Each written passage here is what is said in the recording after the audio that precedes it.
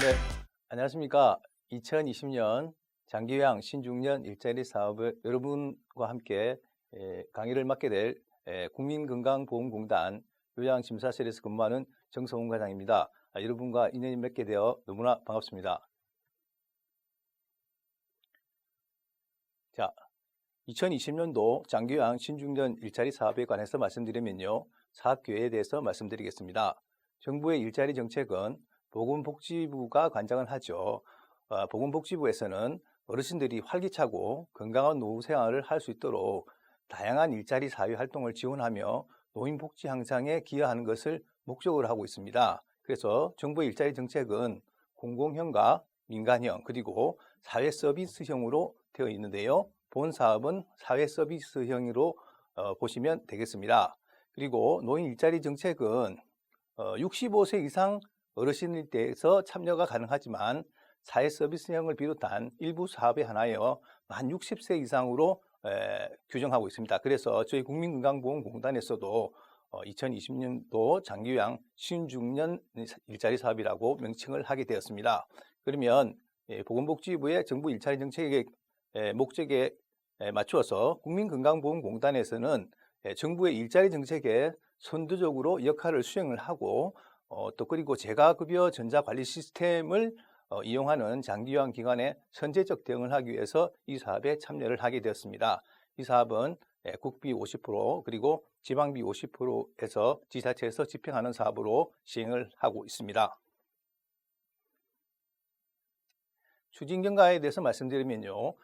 보건복지부에서 2019년도에 사회서비스형 신규 노인 일자리 발굴 협조 요청을 하게 되었습니다. 사회서비스형이라는 말씀은요, 그 노인분들, 노인 인력분들을 활용해 가지고 사회적 도움이 필요한 곳에서 서비스를 제공하는 것을 사회서비스형이라고 말씀드리고 있습니다. 이러한 보건복지부에서 발굴 협조 요청이 와서 국민건강보험공단에서는 사회적 가치 실현을 위한 신중년 일자리 만들기 시범 사업에 참여를 하게 되었습니다. 그렇게 하기 위해서 공단과 한국노인인력개발원 간에 MOU를 체결하였고요. 그리고 작년도 2019년도 10월부터 12월까지 1차 시범 사업을 수행하게 되었습니다. 1차 시범 사업은 인천시 미추홀구, 남동구, 서구 이 3개 구역에 대해서 시범 사업을 수행하게 되었는데요. 일자리 창출을 위해서 30명을 창출하였고 하루에 3건씩 수행해서 총 1287명의 어르신댁을 방문하는 성과를 거두었습니다. 이러한 어떤 시범 사업의 만족도를 조사를 해봤더니요. 일자리 참여자인 경우에는 매우 만족하다, 매우 그렇다라는 반응이 나왔었고요. 그리고 수급자 가족도 이거는 전국적으로 확대가 필요하다고 이렇게 말씀하시는 분들이 많았습니다. 그리고 수행기간은 태그 부착 업무까지 확대를 하는 것이 좀 바람직하지 않나 이렇게 말씀을 하였고요. 또 국민건강보험공단 지사내 운영센터에서는 업무가 감소하고 또 부당행위 방지 효과 등으로 역시 전국적으로 확대가 좀 될 필요가 있다라고 말씀을 하였고 공단 전체적인 면에서 보시면 사회적 가치 실현 및 비예산 사업으로 운영센터의 업무 감소에 기여하여 전국 확대가 좀 필요하다라는 만족도 조사가 나왔습니다. 이렇듯이 일자리 참여자뿐만이 아니고 수급자 가족 그리고 수행기관, 운영센터, 공단 모두가 만족도가 높은 사업이라고 보실 수가 있겠습니다. 운영체계는요. 한국노인인력개발원 그리고 예산을 담당하는 지자체와 그리고 여러분들이 속해 있는 수행기관 그리고 국민건강보험공단이 운영체계로 되어 있고요. 운영체계를 보시면 공단은 태그 부착 확인 대상자를 명부를 수행기관에 자료를 제공합니다. 그리고 현장 점검표 및 복지연구 안내문을 제공하는데요. 현장 점검표는 수행기관에서 복사를 해서 사용하시면 됩니다. 그리고 복지연구 안내문은 공단에서 인쇄를 해가지고 제공할 테니까 인쇄된 부분을 받아서 어르신들 댁에 제공하시면 되겠고요. 그리고 현장 점검표를 취합해서 전산 등록을 하고 결과를 보고하는 역할을 국민건강보험공단에서 하고 있습니다. 그리고 한국노인인력개발과 지자체는요, 사업계획을 수립하고 예산, 교육, 홍보, 지원, 일자리 참여자 정보 연계를 하는 역할을 수행하고 있으며 여러분들이 속해 있는 수행기관, 사업참여기관은 지자체에 사업계획서를 제출하고 참여자를 모집하면서 사업 수행을 직접적으로 수행을 하는 것이고 현장 점검표를 작성하고 제출하는 역할을 하고 있습니다. 본 사업의 성공 주안점을 보시면요. 저 또한 이 본 사업이 성공적으로 되기를 희망하고 여러분들도 마찬가지지 않겠습니까? 그러면 이 본 사업에서 성공이 되려면 가장 중요한 부분은 역시 개인정보 보호의 필요성이지 않을까 이렇게 말씀드리고 싶습니다. 개인정보의 보호는 현재 정부뿐만 아니라 현 시대에서 가장 중요시하게 생각하는 그런 부분이죠.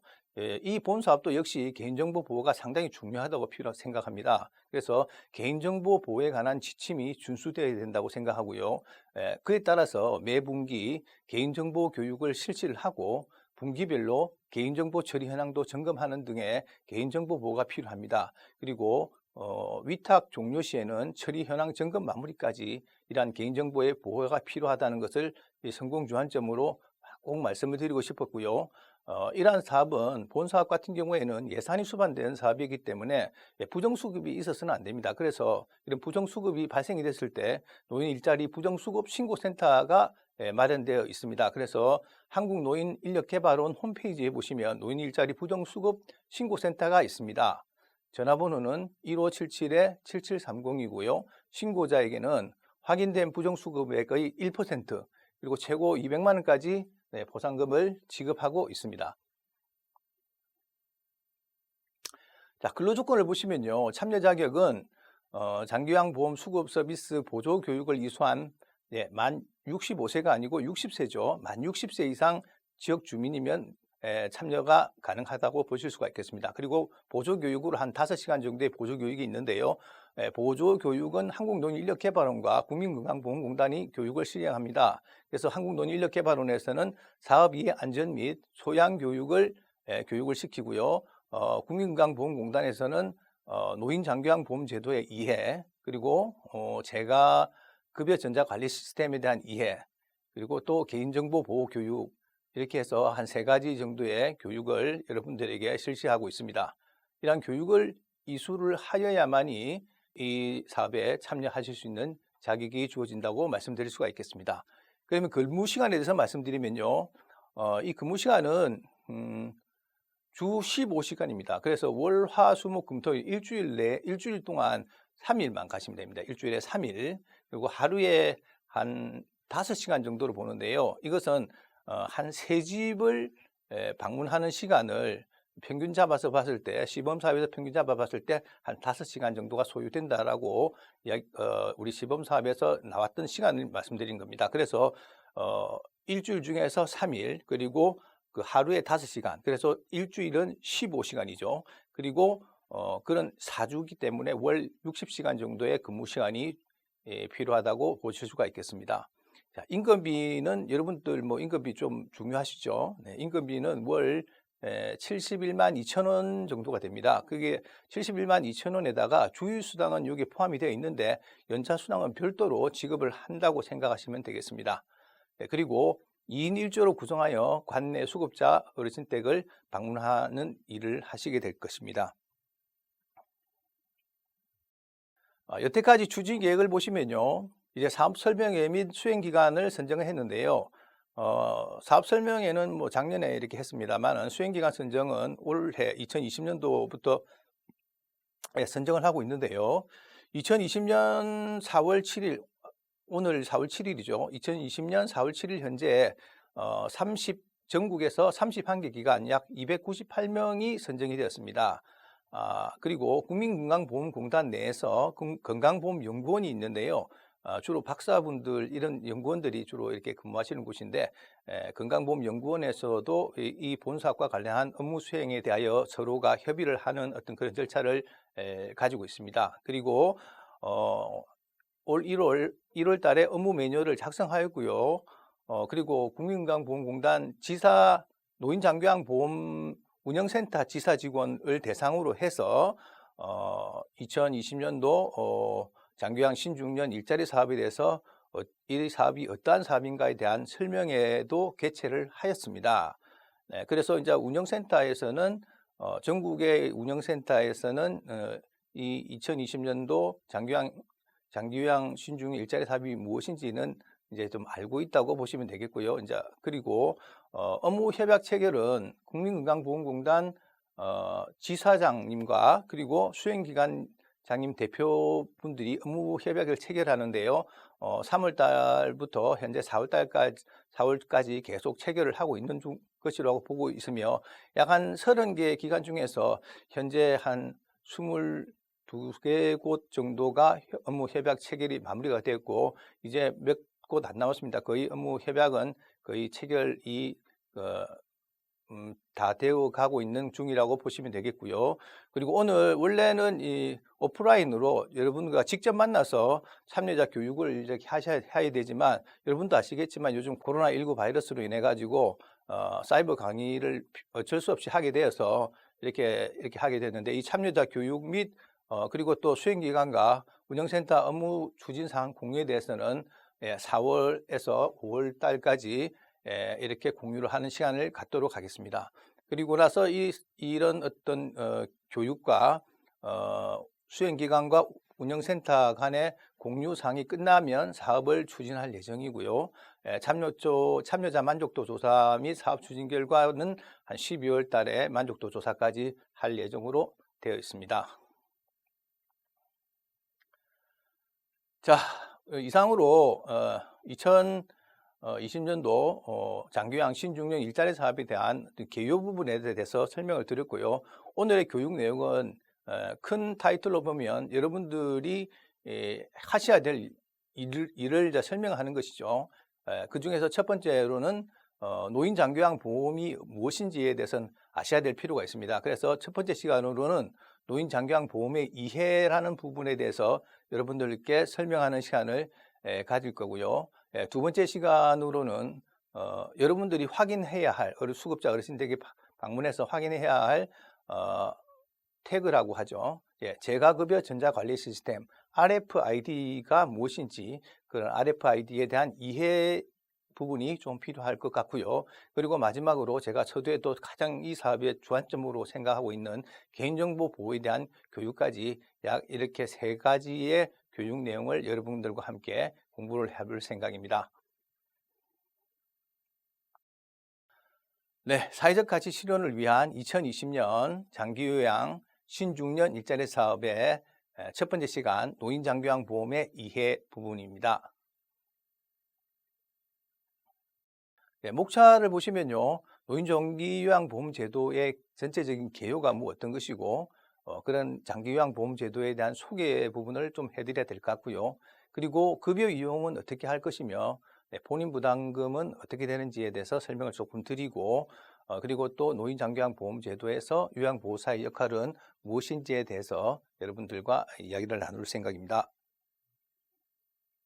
노인 장기요양 보험 제도의 개요에 대해서 설명드리겠습니다. 네, 노인 장기요양 보험은 고령이나 노인성 질병 등으로 일상생활을 혼자서 수행하기 어려운 노인 등에게 신체 활동 또는 가사 활동 지원 등의 장기요양 급여를 제공해서 어르신들 노후의 건강 증진 및 생활 안정 도모와 국민의 삶의 질 향상이 그 목적으로 볼 수가 있겠습니다. 그리고 이러한 노인 장기요양 보험이 필요한 이유에 대해서 말씀드리면 최근에 우리나라의 경우에는 급격한 고령화가 진행이 되고 있죠. 그래서 그러한 급격한 고령화에 따라서 치매라든지 중풍, 파킨슨병 등 노인성 질병으로 일상생활을 혼자서 수행하기 어려운 노인분들이 급속히 증가를 하고 있는 상태입니다. 그래서 어떤 그런 어르신들이 급속히 증가함에 따라서 노후에 대한 불안이 높아지고 그렇다 보니까 그런 노후에 대한 불안을 해소를 하고 노후에 대한 삶의 질을 향상하면서 어르신들을 수발하는 가족 수발자들의 부담을 경감시키기 위해서 노인 장기요양 보험 제도가 필요하다고 볼 수가 있겠습니다. 노인 장기요양 보험과 국민건강보험은 다 같이 국민건강보험공단에서 운영을 하고 있는데요. 국민건강보험공단 내에서 하고 있는 노인장기요양보험과 국민건강보험은 어떤 차이점이 있는지 보시면 뭐 이렇게 한번 참조를 해 보시면 되겠습니다.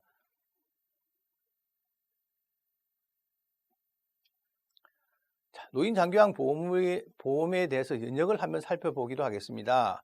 자, 노인장기요양보험은 지금 현재 2020년도인데요. 노인장기요양보험은 2001년도에 그 8.15 대통령 경축사에서 노인장기요양보험 제도가 도입이 되었으면 좋겠다라는 것을 대통령 경축사에서 제시를 하였습니다. 그래서 2001년도에 노인장기요양보험 제도 도입을 제시를 하였고요. 그리고 나서 이제 법은 2007년도에 법이 제정되었습니다. 2007년도에 노인장기요양보험 법이 제정이 되었고, 법이 제정이 되고 난 이후인 2008년도 7월 1일부터 노인장기요양보험 제도가 시행이 되었고, 현재까지 계속 시행이 되고 있다고 말씀드릴 수가 있겠습니다. 노인장기요양보험 관리운영 체계를 보시면요. 노인장기요양보험 관리운영 체계에서 정부의 주무부서는 보건복지부에서 관리운영을 하고 있고요. 보건복지부에서는 장기요양위원회를 두고 이렇게 어떤 노인장기요양보험에 대한 관리운영을 하고 있습니다. 그리고 장기요양기관의 설립과 관련해서는 시군구가 설립 신청을 접수를 받고 설립 허가를 해주는 등의 역할을 수행을 하고 있고요.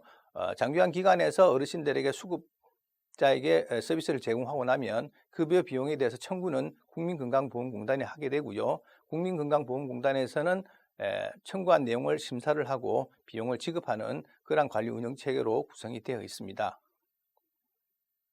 노인장기요양보험 적용 대상을 보면요. 노인장기요양보험 신청은 65세 이상 노인분들은 누구나 다 하실 수가 있고요. 또 65세가 안 되는 분들 중에서는 대통령령으로 정하는 노인성 질병을 가진 65세 미만자도 노인장기요양보험을 신청하실 수가 있겠습니다.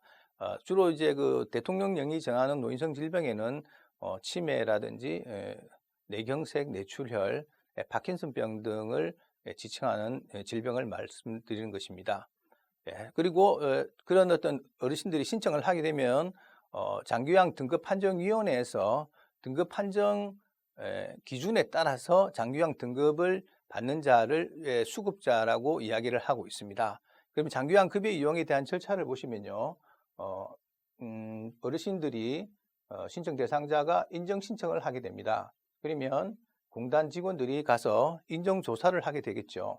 어르신들에게 직접 방문해서 인정조사를 하고 그러한 자료를 기반으로 해서 등급판정위원회에서 등급판정을 하게 되고 그러한 결과를 여러분들에게 통지를 하게 됩니다. 그러면 그 결과를 가지고 보호자분들이 장기요양기관과 계약을 해서 서비스를 이용하는 순서대로 서비스를 이용하고 있다고 볼 수가 있겠습니다. 장기요양보험 등급을 보시면 1등급부터 5등급까지가 있고요. 인지지원 등급까지가 있습니다. 그래서 6가지 등급이 있고요. 1등급이 가장 신체 기능 상태가 전적으로 도움이 필요한 중증 어르신들 1등급이라고 보시면 되겠습니다.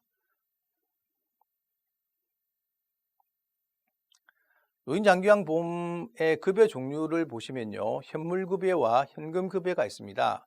자, 현물급여는 재가급여하고 시설급여가 있어요. 재가급여라는 것은 어르신들을 가정에서 어르신들에게 대하여 서비스를 제공하는 것을 재가급여라고 말씀드리고요. 시설급여는 어르신들을 집에서 모시기 좀 힘드신 분들을 시설에 입소를 시켜서 어르신들을 돌보는 급여 서비스를 시설급여라고 합니다. 그렇게 현물급여에는 크게 재가급여와 시설급여로 되어 있고요. 현금급여는 특별현금급여, 그리고 특별현금급여와 가족요양비, 특례요양비, 그리고 요양병원 간병비가 있습니다. 그런데 특별현금급여 중에서 가족요양비하고 특례요양비, 요양병원 간병비 중에서 현재로는 가족요양비만 시행을 하고 있고요.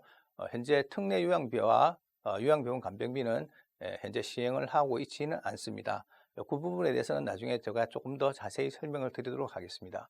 자, 재가급여를 보시면요. 자, 재가급여에서는 방문 요양과 방문 목욕, 방문 간호, 주야간 보호, 단기 보호, 그리고 복지연구 이렇게 6가지가 있습니다. 방문 요양을 보시면 장기요양 요원이 수급자의 가정을 방문해서 신체활동 및 가사활동 등을 지원하는 서비스를 방문요양이라고 하고요. 방문 목욕은 어르신들에게 요양보호사 2분이 어르신들에게 방문해서 어르신의 가정을 방문해서 어르신에게 목욕을 서비스를 제공하는 것을 방문 목욕 서비스라고 하고요. 방문 간호는 간호사 등이 방문 의사의 방문 간호 지시서에 따라서 수급자의 가정 등을 방문해서 간호라든지 상담 등을 제공하는 서비스를 방문 간호라고 합니다. 그리고 주야간 보호는 수급자를 하루 중 일정한 시간 동안 대부분 보면 한 8시간 정도 이상을 보통 많이 사용하고 있더라고요. 수급자를 일정한 시간 동안 장기요양 기간, 주야간 보호 그 기간이죠. 그 주야간 보호 기간에 보호해서 신체활동 및 교육훈련 등을 제공하고 있고요. 단기 보호는 어르신을 일정 기간 동안 단기 보호시설에 보호해서 신체활동 등을 제공합니다. 월 9일 이내에 사용할 수가 있고요. 복지연구는 수급자의 일상생활 또는 신체활동 지원 등에 필요한 연구를 제공하는 것입니다. 네, 그 복지연구는 연간 한도액이 160만 원까지 사용하실 수가 있겠습니다. 그리고 재가급여에 대해서 이제 설명을 드렸고요. 이제는 시설급여입니다. 시설급여는 노인요양시설과 노인요양 공동생활 가정으로 있는데요. 이 차이점의 가장 큰 차이점은 소규모로 하느냐 대규모로 하느냐 뭐 이렇게 보시면 되겠고 인원수로 규정을 하고 있습니다. 그래서 가정과 같이 입소 정원이 5명부터 5명 이상부터 9명 이하까지 이렇게 소규모 어르신을 입소를 시켜서 어르신들을 수발하는 곳을 노인요양 공동생활 가정이라고 합니다. 마치 소규모로 있기 때문에 가정과 같은 주거 여건을 가지고 있다고 보시면 되겠고요. 그리고 입소 9명 이하까지는 노인요양 공동생활 가정이라고 하면 10명 이상인 입소 정원을 가진 것을 노인요양시설이라고 하죠.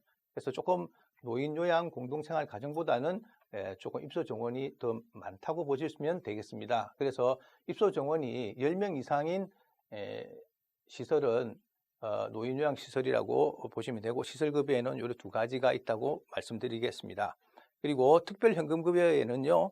아까 제가 말씀드린 대로 가족요양비와 특례요양비 그리고 요양병원 간병비가 있는데요. 이 특례요양비와 요양병원 간병비는 현재 시행을 하지 않고 있고요. 가족요양비만 장기요양 등급에 관계없이 월 15만 원을 지급하고 있습니다. 주로 도서벽지 등 장기요양 기간이 현저히 부족한 지역에 거주하는 자, 천재지변이나 이와 유사한 사유로 급여를 이용하기 어려운 자, 그리고 신체, 정신 또는 성격 등의 사유로 가족 등으로부터 요양을 받아야 하는 자라고 되어 있습니다. 자, 노인 장기요양 보험급여의 월 한도액을 보시면요. 재가급여인 경우에는 일단 본인 부담금이 시설급여하고 차이점은 본인 부담금이 15%입니다. 이 부분이죠.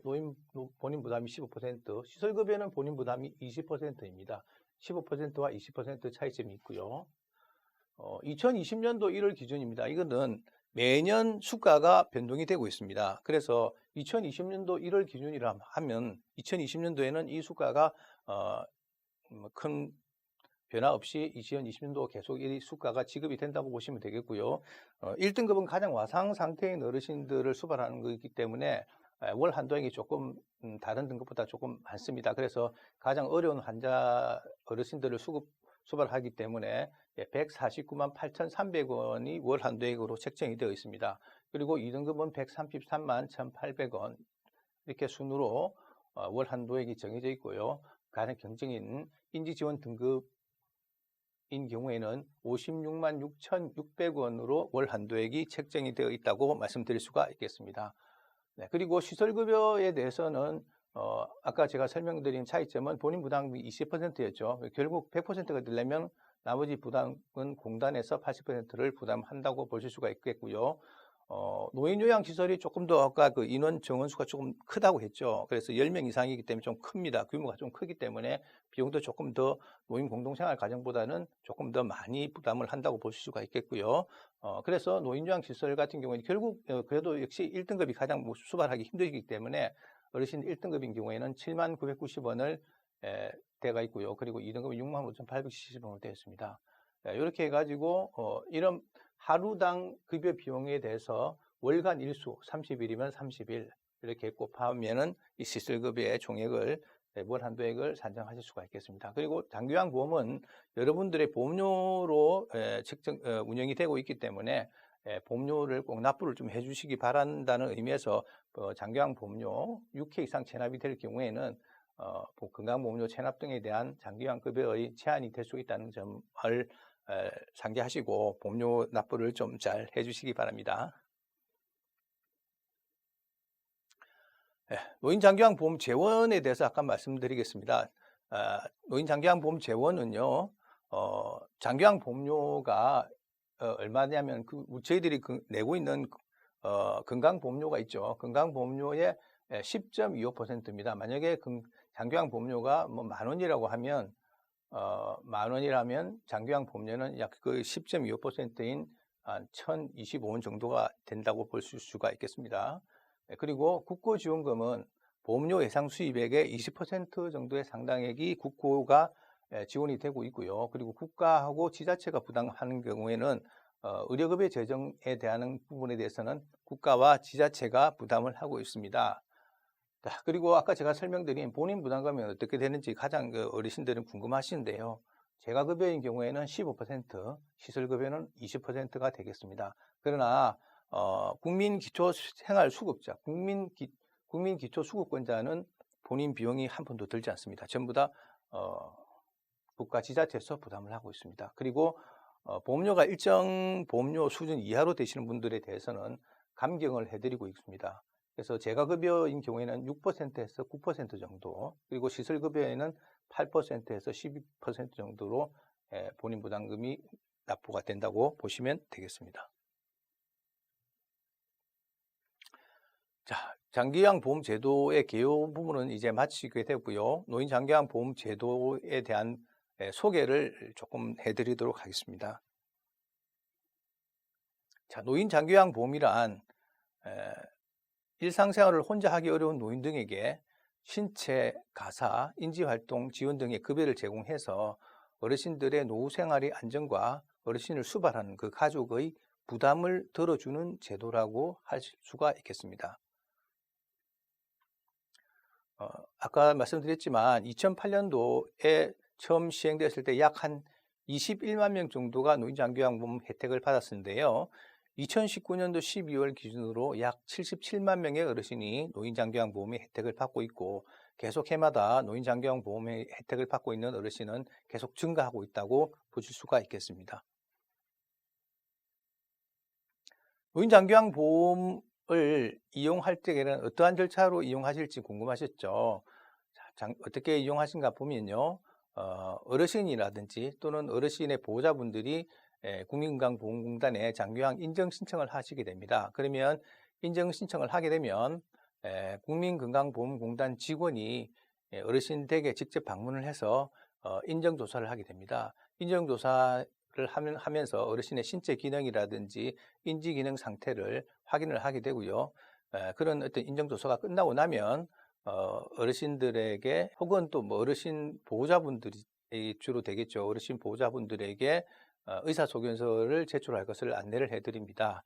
그러면 보호자분들이 의사소견서를 건강보험공단에 제출하게 되고요. 그래서 국민건강보험공단에서 인정조사했던 그 내용과 여러분들이 제출한 의사소견서와 같이 서류가 이렇게 두 가지가 합쳐 모여서 등급판정위원회에서 개최가 되어서 등급판정을 하게 되고요.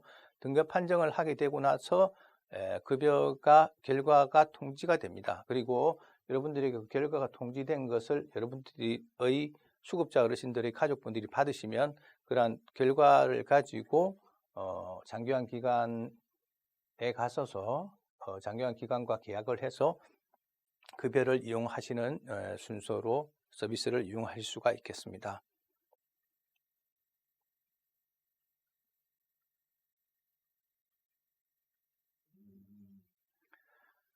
자, 그리고 인정조사만 하는 것이 아니고 어르신들의 상태는 뭐 인정조사를 할 적에는 상당히 좀 이렇게 뭐 기능 상태가 양호한 상태였지만은 어르신의 기능 상태는 언제든지 뭐 낙상 등이라든지 아니면 다른 질환으로 인해서 급격하게 변화될 수가 있죠. 그렇기 때문에 어르신의 건강 상태는 항상 변할 수가 있기 때문에 그에 맞는 어떤 장기형 서비스 제공이 필요합니다. 그래서 인정조사가 아니더라고 하더라도 급여 이용 상담이라고 해서 저희 공단에서는 어르신의 맞춤 서비스 이용 안내를 위해서 공단 직원이 상담차 어르신 댁을 방문하고 있으니까 이러한 이유로 어르신 댁에 방문하고 있다는 걸 아시고 언제든지 좀 환영을 해주시면 감사하겠습니다.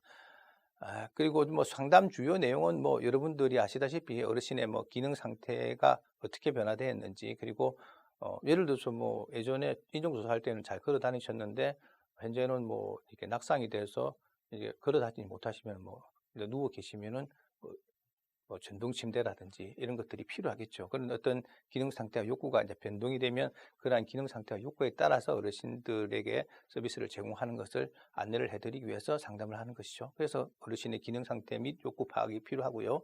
그리고 맞춤형 급여 이용 안내를 하도록 안내 및 급여 조정을 하고 급여 이용 불편사항을 파악하여 지원을 하고 있습니다. 그리고 장기요양 보험 제도 및 지역사회 자원도 안내하고 적정한 복지용구 이용 안내 및 건강 상담도 해드리고 있습니다.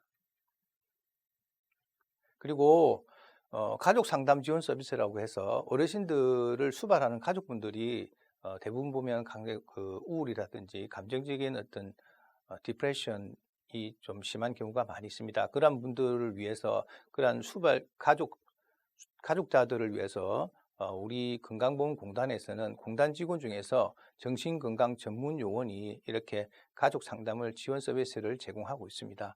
가족 상담 지원 서비스는 뭐 그냥 그냥 아무 직원이 아니고 공단 직원 내에서도 정신건강 전문 요원이 교육을 또 이수를 하고 또 공인된 자격증을 가진 전문 요원이 프로그램을 제공하고 있기 때문에 효과나 만족성이 아주 높기 때문에 어르신들을 수발하는 가족 분들 중에서는 가족 상담 지원 서비스를 한번 받아보시는 것도 많은 도움이 되시리라고 보여집니다. 그리고 장기요양 서비스 이용에 필요한 서류를 보시면 세 가지가 있습니다. 장기요양 보험 서비스에서 서비스를 이용하려고 하는 데 필요한 서류는 세 가지가 있는데 세 가지를 보시면요. 장기요양 인정서와 그리고 표준 장기요양 이용 계획서, 그리고 복지연구 급여 확인서 요 세 가지가 있습니다.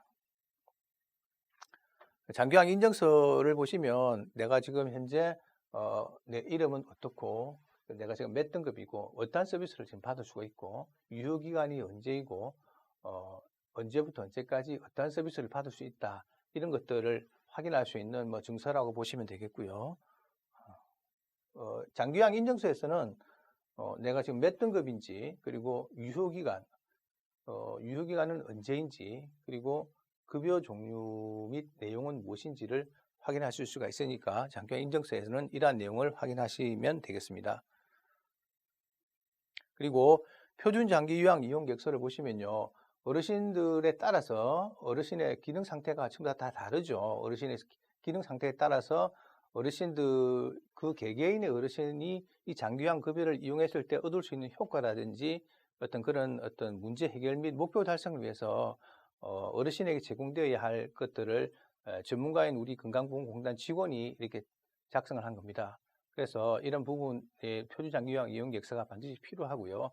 이 수급자에게 적정한 급여 이용 계획을 위해서 표준 장기요양 이용 계획서가 필요하다고 보실 수가 있고요. 마지막에 또 복지용구 같은 경우에는 어르신들이 이용 가능한 복지용구 중에서 현재 기능 상태에 적정한 복지용구를 안내를 하고 있습니다. 예를 들면 뭐 1등급인 경우, 지금 4등급이지만 1등급인 경우 와상 상태에서 뭐 지팡이가 필요하다는 것은 필요하지 않는 거죠. 그래서 이렇게 지금 현재 4등급의 어르신들의 경우에는 뭐 4등급에 맞는 복지용구를 저희들이 작성해서 안내를 해드리고 있습니다.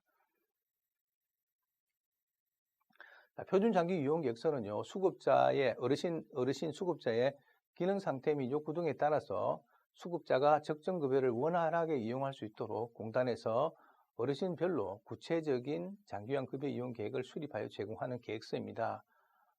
그렇죠. 국민건강보험공단에서 어르신의 기능 상태에 따라서 표준 장기요양 이용 계획서를 작성해서 제공을 합니다. 그러면 어르신과 그 가족분들이 급여 계약할 때 표준 장기요양 이용 계획서를 기관에 제시를 하죠. 이분에게는 이러한 어떤 서비스가 필요하다라고 제시를 합니다. 그러면 그 기관은 표준 장기 이용 계획서를 받아보고 난 이후에 그 표준 장기 이용 계획서에 따라서 급여 제공 계획에 따른 서비스를 제공 계획을 수립하고 그 제공 계획에 맞는 서비스를 제공하고 있습니다. 네, 그래서 표준 장기 이용 계획서를 참고해 가지고 수립한 급여 제공 계획서를 통보하고 있다고 보실 수가 있겠습니다. 그리고 복지연구 급여 확인서 같은 경우에는요, 제가 아까 설명드렸지만 복지연구 급여 확인서는 1년에 160만 원까지 이용이 가능합니다. 그래서 여기 보시면 이 복지연구를 언제 이용할 수 있는지 이 부분에 대해서 설명을 드렸는데요. 여기에 보통은 1년 정도로 연한도의 적용 구간을 두고 있습니다. 네, 이렇게 하고 이분이 사용이 가능한 복지연구, 이분이 사용하지 못하는 복지연구 이렇게 두 개로 나눠져서 내가 사용 가능한 복지연구에 대해서 구입이나 대여를 하실 수가 있게 되겠습니다. 서비스를 이용할 수 있는 서류는 인증서와 표준 장기요양 이용계획서, 복지연구 안내문에 대해서 이렇게 세 가지에 대해서 제가 이제 설명을 드렸고요. 그러면 그런 장기요양 인증서, 표준 장기요양 이용계획서, 복지연구 급여 확인서 이 세 가지의 서류를 가지고 장기요양 기관과 계약을 체결하는데 어떻게 계약을 체결할지가 좀 잘 의문되는 점들이 있다고 이야기해서 급여 계약 체결 절차에 대해서 조금 적어봤습니다. 이러한 아까 제가 설명드린 장기요양 인증서와 표준 장기요양 이용계획서 그리고 복지연구 급여 확인서 세 가지의 서류를 가지고 장기요양 기관과 주로 보호자분들이 급여 계약을 체결을 하십니다. 예, 그 체결을 하고 그에 따라서 급여 이용을 하고 있고요. 장기요양 기관을 선택할 적에 그러면 도대체 어떠한 장기요양 기관과 내가 계약을 하면 좀 유리할까 이런 부분을 조금 많이 궁금해 하시는 부분이 있는데요. 이렇기 때문에 저희들은 장기요양 기관에 대한 평가도 국민건강보험공단에서 하고 있습니다. 그 부분에 대해서는 나중에 제가 다시 조금 더 자세히 설명을 드리도록 하겠습니다. 그리고 계약은 반드시 구두로 해서는 안 되고요. 문서로서 해야 되고 이 두 부를 작성합니다. 그래서 한 분은 장기요양 기관에서 한 분은 어르신 댁에 계약자, 수급자가 한 분씩 보관을 하고 있고요. 이렇게 수급자는 아까 표준 장기요양 이용계획서에서 적어놓은 것과 마찬가지로 수급자의 개별적 특성 및 기능 상태에 맞는 서비스를 요구할 수가 있겠습니다. 아까 그 장기요양 기관과 계약 체결을 할 적에 보시면 평가를 하는데 장기요양 국민건강보험공단에서 장기요양 기관을 평가를 합니다. 이런 평가를 여러 부분에 대해서 평가를 하게 되는데 평가를 하시게 되면 그 결과가 최우수 같은 A, B, C, D, E 이렇게 5가지의 등급으로서 평가를 하게 되는데요. 최우수 이런 쪽이 아무래도 조금 좋은 기관이라고 보실 수가 있겠죠. 이런 부분들과 우리 어르신들을 위해서 수발하기 위해서 좋은 기관이기 때문에 계약을 하고 싶다고 하시면 그럼 도대체 이런 A 등급을 받은 것은 기관은 어디에 있는가? 노인장기요양보험 홈페이지에 보면은 있고요. 그리고 저희들이 여러분들에게 그 등급 판정 결과가 나오게 되면 장기요양 기관 현황을 프린트해서 드립니다. 거기 보시면 평가 내용도 있으니까 그 부분을 참조하셔 가지고 급여 계약하실 적에 도움을 받으시면 되겠습니다.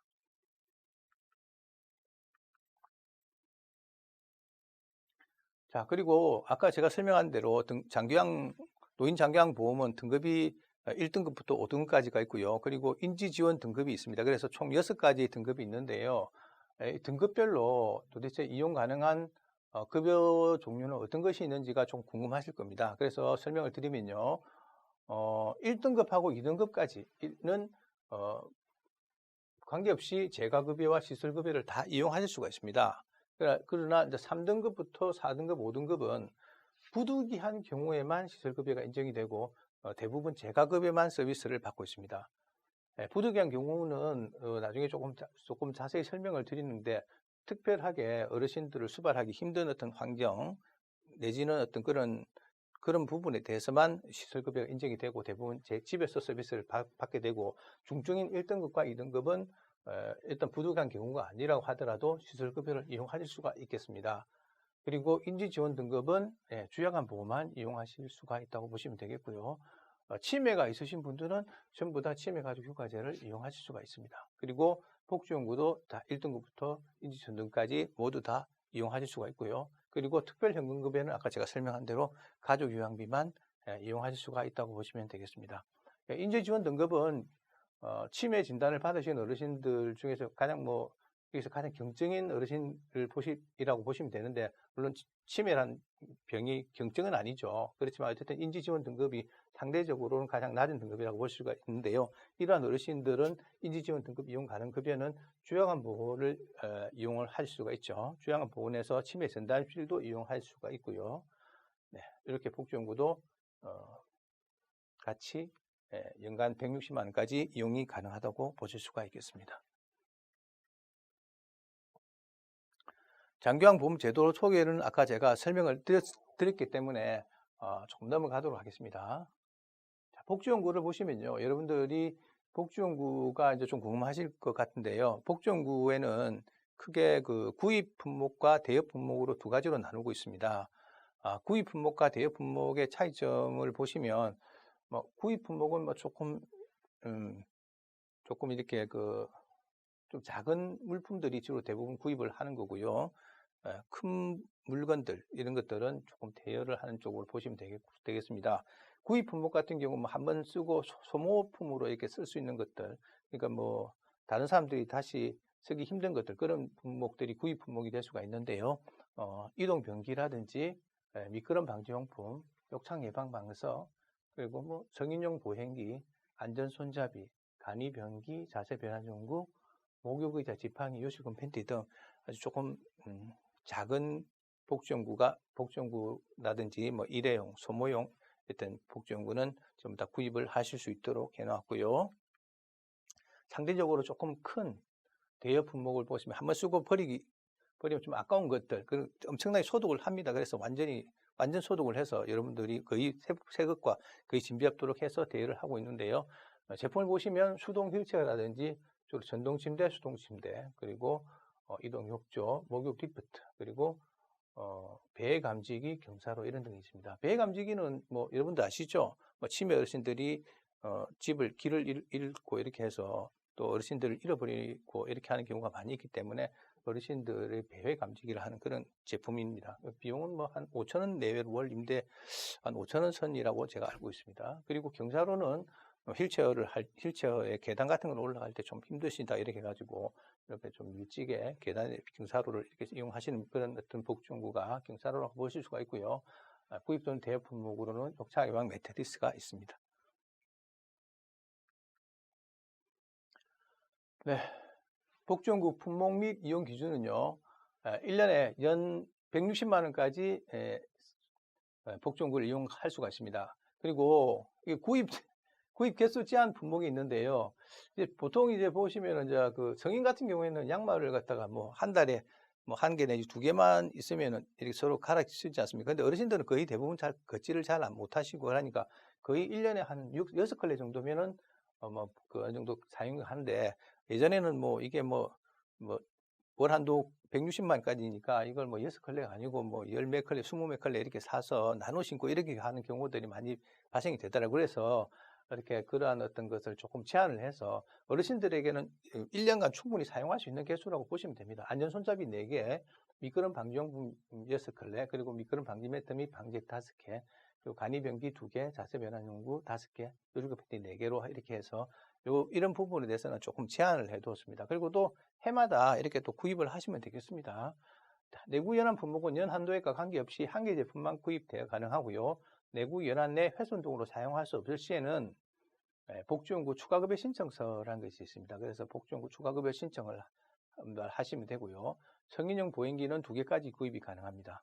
그리고 그 요양시설 있죠. 뭐 입소시설, 요양시설이라든지 아니면 또 사회복지시설, 민가시설에는 저희들이 그 이런 복지연구를 다 이용할 수 있는 그런 수가까지 다 계산을 해 주었습니다. 그렇기 때문에 이러한 어떤 이런 시설에 입소 중인 경우에는 이런 복지연구가 이미 다 이쪽에 다 제공이 되어 있기 때문에 구입 및 대여는 하지 않으셔도 된다고 보실 수가 있고요.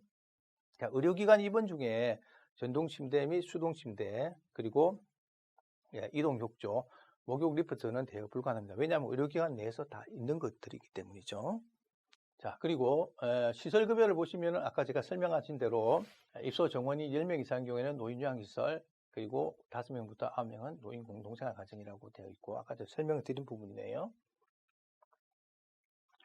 그 장기요양 보험은 이제 조금 예전과 방문 요양과 방문 목욕 주로 주요관 보호 이런 뭐 복지용구 이런 식으로 되어 있었는데, 이제 또 10년이란 세월이 좀 많이 흘러서 어르신들의 욕구가 좀 다양화되기 때문에 건강보험에서도 서비스를 조금 더 다양화할 필요가 있다고 생각해서 좀 서비스를 다양화하는 부분에 대해서 국민건강보험국에서 많이 노력을 하고 있습니다. 그래서 지금 현재 통합재가급여 서비스라는 것을 2019년도 8월부터 지금 시행을 하고 있는데요.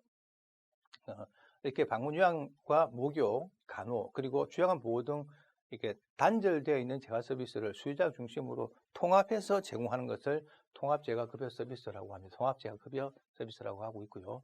아까 제가 설명드린 가족상담 지원 서비스도 제공하고 있습니다. 서비스 제공자는 아까 제가 말씀하신 자격증이 있으신 분들이죠. 정신건강 전문 용어는 정신건강 간호사 또는 사회복지사이면서 특별한 교육을 또 이수하신 분들에 한해서 여러분들 어르신들을 수발하는 가족들에게 상담 지원 서비스를 제공하고 있습니다.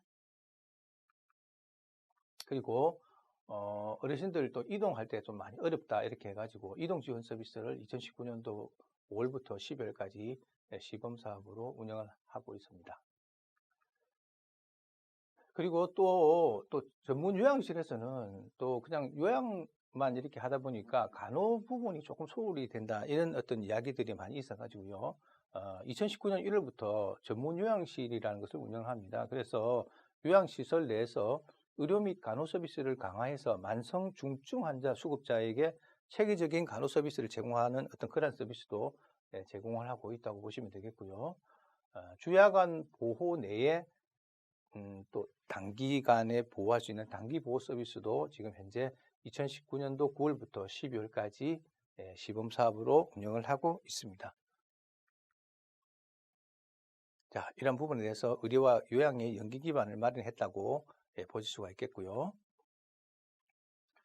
자, 그리고 이제 급여 이용, 장기요양 급여 노인 장기요양 보험이 어떤 것인지 이제 설명을 드렸으면 그럼 그것을 어떻게 이용하고 그리고 나서 또 본인 부담이 어떻게 되는지는 또 간단하게 설명을 한번 드려보도록 하겠습니다.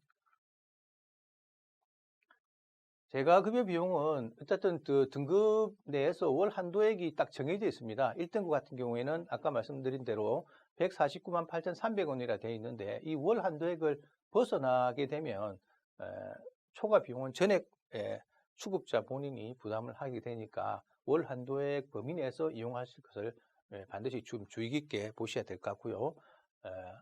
시설급여 비용도 아까 제가 설명을 드렸죠. 1등급에 7,990원, 노인요양 공동생활 가정은 62,230원인데, 여기에서, 이제 그, 비급여 항목이 있습니다. 비급여 항목은 식사 재료비, 식재료비와 그 다음에 이미용비, 머리 깎는 이미용비, 그리고 상급 질실 이용료는 전액 본인 부담이 되니까 급여 항목과 비급여 항목을 추가해서 더해서 본인이 부담을 하시는 거기 때문에 이런 부분에 대해서는 비급여 항목도 있다는 부분을 여러분들이 아실 필요가 있습니다.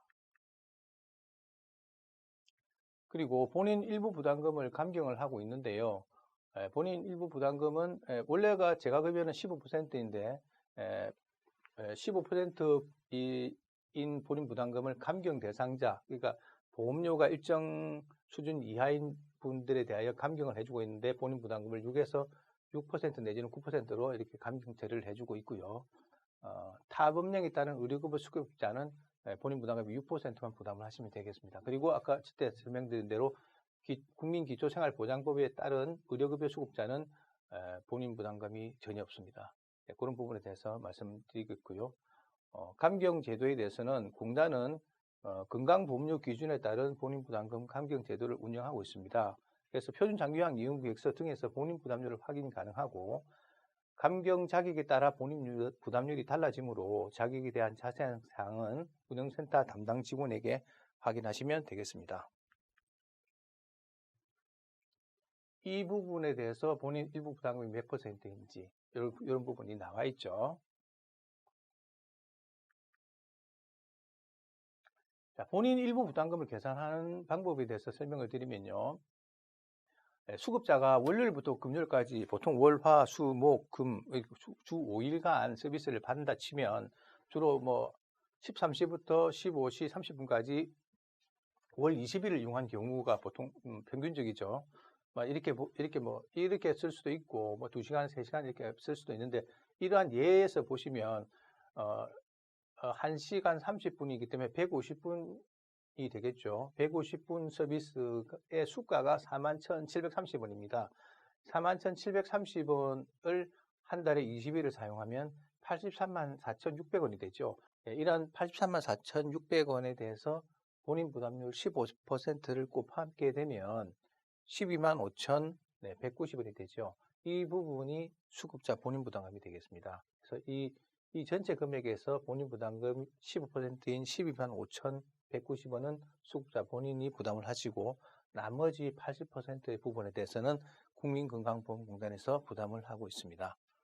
그리고 방문 요양, 방문 목욕, 방문 간호는 등급과 관계없이 시간당 급여 이용하고 있고요.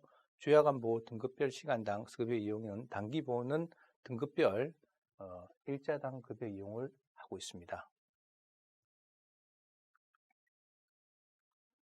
그리고 이런 서비스 본인 부담금을 이용하실 때 조금 어렵다고 이렇게 하신 분들을 위해서 노인장기요양보험 홈페이지에서 급여 비용을 계산할 수가 있습니다. 그래서 경로를 보시면요, 노인장기요양보험 홈페이지가 있습니다. 거기서 제도 소개가 있고요. 그리고 그 제도 소개 속에서 급여 기준 및 수가 그리고 급여 비용 계산하기가 있으니까 그것을 이용하시면 본인 부담금 계산하시는데 도움이 되시리라고 보여집니다. 자, 그리고 이제 그 어르신들 노인장기요양보험 제도에서 요양보호사라고 이제 많이 말씀들 들어보셨죠. 그 요양보호사가 어떠한 역할을 하는지에 대해서 조금 설명을 드리도록 하겠습니다. 자, 요양보호사의 역할에 대해서 말씀드리겠습니다. 자, 요양보호사는 전문 교육을 받고 국가 자격을 취득해서 수급자의 신체 및 인지활동을 지원하는 전문 인력을 요양보호사라고 하고 있습니다. 오직 수급자만을 위한 활동을 지원한다고 보실 수가 있겠습니다. 그래서 수급자 본인 이외에 수급자 가족을 위한 행위라든지 수급자 가족 행위를 위한 행위 또는 생업을 지원하는 행위는 이게 하지 않습니다. 그리고 요양보호사를 부를 때는 조금 여기 보시는 바와 같이 조금 아줌마 뭐 이런 식으로 이렇게 부르시는 분도 계시는데요. 국가 자격을 취득하신 분인 만큼 그분들에게도 요양보호사님 또는 여사님이라고 이렇게 부르시는 것이 어떠실지 제가 조심스럽게 제안을 해보고요. 좀 그렇게 불러주시면 좋지 않을까라고 생각이 듭니다. 그리고 또 요양보호사분들 같은 경우에는 대부분 또 여성분들이 많죠. 요즘 또 성희롱주의라는 것들이 조금 사회적으로 조금 대두되고 있는데요. 이 요양보호사님들에게 대해서도 성적인 농담이라든지 또는 과도한 신체 접촉 등을 할 경우에는 좀 안 되겠죠. 그래서 그때는 급여 중단과 더불어서 성희롱이라고 판단되는 경우에는 처벌받을 수도 있기 때문에 보호자분들께서는 이 점에 대해서 조금 주의를 좀 해주시면 감사하겠습니다. 자, 요양보호사는 아까도 좀 말씀드렸지만 다른 사람을 위해서 하는 것이 아니죠. 수급자 본인을 위한 활동만 제공하고 있습니다. 수급자 본인의 신체 활동, 그리고 일상생활 및 정서 지원, 그리고 인지 활동에 대해서 요양보호사가 역할을 하고 있죠. 신체 활동의 경우에 뭐 어르신을 위한 활동은 대부분 다 이렇게 해드리고 있다고 보시면 되겠습니다. 어르신들을 위한 신체 활동에는 어떤 것이 있을까요?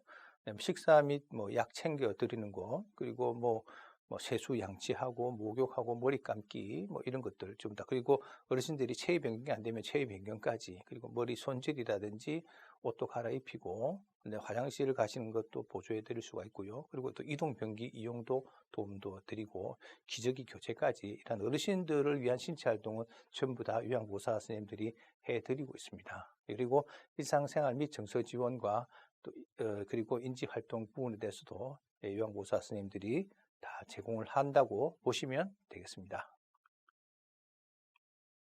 그래서 이런 이 요양보호사 선생님들이 이런 일은 하지 않습니다. 그러니까 아까 수급자 본인만을 위한 행위를 하고 있는데, 수급자 가족을 위한 행위 같은 경우에는 하지 않습니다. 뭐 어르신들 수발하는데 이왕 치우는 김에 뭐 저쪽 그 아들 방까지 조금 치워줘라고 이제 말씀하시고, 이런 경우들도 있겠죠. 뭐 이해는 합니다만은 그런 일은 요양보호사 선생님들이 하지 않습니다. 수급자 본인을 위한 행위만 하고 있고, 수급자 가족을 위한 행위는 하지 않습니다. 보시면 수급자 가족을 위해서 뭐 이왕 차려주는 거, 뭐 저 사람, 우리 아들도 좀 챙겨줘와 같은 수급자 가족을 위한 식사 준비라든지 빨래, 시장 보기, 뭐 방청소 이런 것들은 이렇게 할 수 없고요. 뭐 김장을 또 뭐 도움을 했다든지, 뭐 결혼식, 기타, 뭐 경조사, 집안 경조사 지원 이런 부분들, 가족을 위한 이런 행위는 이렇게 하지 않는다고 보시면 되겠습니다. 뭐 상식적인 내용이니까 여러분들이 참조하시면 되겠고요. 자, 이제 그 노인장기양보험제도에 대해서는 어떤 것인지 여러분들이 좀 이해를 좀 하셨나 잘 모르겠습니다. 노인장기양보험제도에 대해서 소개를 또 드렸고요. 급여 비용을 어느 정도 본인 부담 어떻게 이용하고, 또 요양보호사 선생님들이 어떠한 일을 하시는가에 대해서 제가 설명을 드렸습니다. 그래서 노인장기양보험이 잘 이해가 좀 되는데 조금 보탬이 되었으면 좋겠다는 생각이 들고요. 이제 지금은 이제 두 번째 시간이죠. 이제 여러분들이 어르신들 댁에 방문했을 때, 태그 부착을 확인하는 거죠. 그 태그 부착이 무엇이냐 하면, 재가급여 전자관리 시스템이라는 거죠. 재가급여 전자관리 시스템, 그 RFID에 대해서 여러분들이 조금 알 수 있게끔 제가 말씀을 드려보도록 하겠습니다. 녹차를 보면요. 자, RFID에 대한 시스템 개요, 그리고 현장 업무 수행 절차는 어떤 것인지, 이 부분이 가장 좀 중요한 부분이지 않을까 이렇게 생각이 듭니다. 시스템 개요에 대해서 말씀드리겠습니다. 자, 재가급여 전자관리 시스템 RFID 조금 어렵습니다. 그죠? 그 RFID는 뭐 영어로 된 앞문자가 생략된 거라고 보시면 됩니다. 그리고 뭐 우리 여러분들이 말과 있는 R는 라디오의 R자를 딴 것이고요. 그리고 frequency, 그리고 identification이라고 해가지고 무선 주파수를 이용해서 인식하는 것. 무선 주파수, 라디오 원래 선이 없지 않습니까? 프리퀀시 전파라는 거죠. 그러니까 선이 없는 전파를 이용해서 인식한다. 그러니까 서비스 시간을 인식한다. 이런 내용이죠. 쉽게 설명해서. 그래서 장기 요양 요원이 어르신들의 가정 등 사적인 공간을 방문해 가지고 제공하는 방문 요양이라든지 방문 목욕, 방문 간호의 급여 제공 내용을 무선 주파수를 이용해서 인식하고 공단에 실시간으로 전송하고, 이를 급여 비용 청구와 자동으로 연계하는 관리 체계를 재가급여 전자관리 시스템이라고 하고 있습니다. 자, 사진을 보시면요. 우리 그 요양보호사 선생님께서 이제 집에를 방문하시죠. 방문하셔가지고 이 태그를 찍습니다. 그럼 태그를 찍으면 이제 공단 급여 제공 서비스, 내가 어르신들에게 서비스를 제공하겠다는 것을 공단에 제공을 하죠. 공단에 그 태그를 찍어서 급여 제공 내용을 전송을 하게 되고, 그리고 나서 공단 시스템에서 본인 전송 이력을 바로 즉시 확인할 수가 있습니다. 그러면 공단 시스템에서는 재가기간의 급여 제공 내용을 실시간으로 확인을 하고 있고요. 그리고 수급자에게는 재가기간에서 급여 제공 기록지를 갖다가 제공을 하고 있는데, 급여 제공 내용에 대해서 태그를 찍은 것에 대해서는 급여 제공 내용을 실시간으로 통보할 수가 있게끔 되어 있습니다. 이러한 시스템으로 태그 재가급여 전자관리 시스템이 운영이 되고 있습니다. 개요를 보시면요. 자, 어, 휴대폰, 전자태그, 비콘 등 RFID 기반의 기기를 이용하여 급여 제공 내용을 전송합니다. 제가기관은 전송된 자료를 활용해 가지고 급여 비용을 공단에 청구를 하고 있고요. 적용 가능 종별로는 가정 방문 급여는 전부 다 이 태그를 이용할 수가 있습니다. 그래서 가정 방문 급여에는 주로 방문 요양과 방문 목욕, 방문 간호가 다 있죠. 이런 어떤 가정에서 방문할 수 있는 것들은 전부 다 태그를 이용하실 수가 있겠습니다. 아까 RFID에 대해서는 제가 설명을 드렸으니까 그걸 참조하시면 되겠고요. 자, 도입 배경을 보시면요. 사적 공간에서 제공되는 가정 내 급여 특성상 급여 비용을 갖다가 부당으로 허위 부당 청구가 있을 경우가 있기 때문에 그런 허위 부당 청구를 사전에 방지할 필요가 있다라고 생각해서 이런 도입을 하게 되었고요. 부당 청구 차단을 현장 조사 등 사후 처리보다는 근본적인 대안이 조금 필요하지 않나 이렇게 생각했고, 그리고 또 보시면 요양보호사 선생님들이 대부분 고령이죠. 그 고령의 그 요양보호사님들이 서비스를 제공하고 난 다음에 기록 관리를 할 적에 많이 불편하다는 그런 말씀이 있습니다. 그래서 그런 거 서비스 제공 기록지를 작성하지 않고 태그만 찍으면 그런 것들이 작성하지 않는 그런 수고를 좀 덜어줄 수도 있다는 그런 부분이 좀 있고요. 그리고 그런 것들을 확인하는데 수급자 확인하는 것도 글자 적은 거 가지고 확인하면 좀 약간 힘들지 않습니까? 그래서 전송으로 이렇게 하는 것이 좀 더 편하다 이렇게 이야기되고 있고요. 그리고 올바른 급여 제공 문화의 정책과 질 제고의 공감대가 또 형성이 필요하고, 그리고 객관적으로 이제 방문을 확인하고 기록을 전달하는 체계가 필요하기 때문에 이러한 RFID를 도입을 하게 되었습니다. 자, 이러한 그 RFID 대가급여 전자관리 시스템을 통해서 사실은 그 장기간 급여 비용이 많이 절감이 되었습니다. 시스템 참여 수급자가 미참여 수급자보다 월 평균 약 한 25,646원 정도 적게 청구를 하고 있습니다. 참여 기간과 미참여 기간의 수급자 1인당 월 평균 급여 비용을 갖다 비교를 한 건데요. 그래서 시스템 도입 이후에 급여 비용 절감을 갖다가 추계를 한번 내보니까 약 한 2,182억 원 정도가 급여 비용이 절감되는 효과를 본다고 할 수가 있겠습니다. 그래서 이 비용도 많이 절감이 되고 사실은 그 기관 및 요양요원, 요양보호사 선생님들의 편익도 향상이 되기 때문에 모두가 만족해하는 시스템이라고 보실 수가 있겠죠. 자, 보시면 뭐 재가기관과 요양요원 그리고 수급자 공단 모두가 이득이 되는 시스템이라고 보실 수가 있겠습니다. 일단 재가기관 같은 경우에는 요양요원 근태관리 등이 좀 필요한데 이게 뭐 전사 시스템으로 하게 돼버리면 그렇게 행정력들이 조금 낭비가 되지 않겠고요. 요양요원 같은 경우에는 급여 제공을 하게 되면 급여 제공 기록지를 직접 써야 됩니다. 그 급여 제공 기록지를 수기로 작성하는 것도 좀 약간 귀찮기도 하고 좀 어렵죠. 그리고 또 그런 것들을 기관에 또 제출하고 이런 어떤 행정 업무들의 부담도 조금 완화가 될 수가 있다고 보실 수가 있고요. 그리고 수급자인 경우에는 딱 태그 딱 찍어서 근무 시간이 딱 준수가 되지 않겠습니까? 그래서 근무 시간 준수를 통해서 양질의 서비스 수급을 받을 수가 있는 그런 부분과 또 뭐 어떤 그런 부분, 그 과다 청구 예방 등으로 해서 본인 부담금 부과도 이런 부분도 상당히 조금 편익이 향상이 됐다고 보실 수가 있고요. 공단에서는 실시간 급여 제공 시간 이제 확인으로 내 가지고 재정 누수가 방지되는 효과를 보실 수가 있다고 볼 수가 있습니다. 그래서 재가기관과 요양요원 그리고 수급자 공단 모두가 이 재가급여 시스템을 통해서 만족도가 조금 높다고 보실 수가 있겠습니다.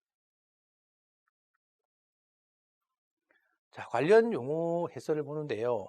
전자태그와 비콘, 스마트폰 부착 확인이 있습니다. 전자태그는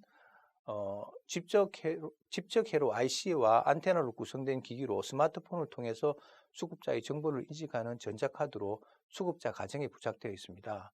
그리고 비콘은 블루투스 기능을 이용하여 주기적으로 특정 신호를 전송하는 기기로 스마트폰을 통해서 수급자가 정보를 인식하고 있습니다. 그리고 스마트폰은요, 전자태그와 비콘의 신호를 수신해서 수급자의 정보를 인식을 하고 있고요. 재가기관이 재가급여를 제공하기 위하여 공단으로 수급자의 자택 등의 태그 부착을 요청한 건에 대해서 부착을 하고 있습니다. 그리고 재가기관이 직접 부착한 전자태그나 비콘 같은 경우에는 수급자의 자택에 대해서 정상적으로 부착되어 있는지 확인하는 절차가 필요한데요. 이러한 부분이 우리 여러분들이 좀 확인을 해 주시는 그런 부분으로 보시면 되겠습니다.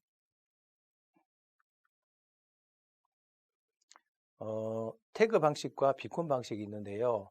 제가 그냥 이렇게 그 화면상으로 좀 그럴 것 같아가지고 제가 태그하고 비콘을 가지고 왔는데 제가 조금 보여드리도록 하겠습니다. 이거 보이시나요? 여기 이게 이제 태그죠, 태그. 태그를 이렇게 핸드폰 여러분 있죠? 핸드폰에 대고 이렇게 착 이렇게 하면 이렇게 그 전송 시간이 변송이 됩니다. 그리고 이런 것들이 이제 태그라고 보시면 되고요. 이런 것들이 비콘입니다. 이게 이제 비콘이죠. 블루투스 방식으로 하기 때문에 태그는 또 근접해서 찍어야 되지만 비콘 같은 경우에는 조금 떨어져서 이렇게 스마트폰으로 인식해도 인식이 가능합니다. 그래서 이런 부분에 대해서 직접적으로 한번 참조를 해 보시면 되겠습니다.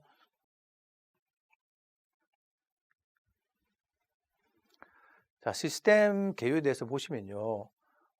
태그 비콘에 대해서 부착을 하고, 그리고 이제 사용자 등록을 하고, 그리고 스마트 장기화형 설치를 하시고, 급여 내용 전송을 하고, 그리고 나서 급여 내용 전송에 따라서 청구 및 심사하는 그런 시스템으로 되어 있습니다. 비콘, 태그라든지 비콘을 신청을 하면 이제 부착을 하게 되는데, 제가기관에서 부착 동의서를 갖다가 이제 제출해야 되겠죠. 그리고 이제 태그를 붙여달라, 뭐 아니면 비콘을 붙여달라 이렇게 신청을 하게 됩니다. 그러면 태그라든지 비콘을 부착을 하게 되고요. 그리고 나서 제가기관 같은 경우에는 스마트폰 사용자를 이제 등록을 하게 되겠죠. 요양요원들을 등록을 하게 되고, 그러면 요양요원들이 핸드폰에 있는 플레이스토어, 앱스토어에서 접속을 해서 스마트 장기요양을 검색을 해서 설치를 하시면 되겠습니다. 그리고 나서 그런 것들을 이게 태그에 부착해서 등록을 하시면은 이 서비스를 이용할 수가 있고요. 그래서 급여 내용을 전송을 하게 되면 제가기관에서는 급여 계약 통보서를 등록을 하실 수가 있습니다.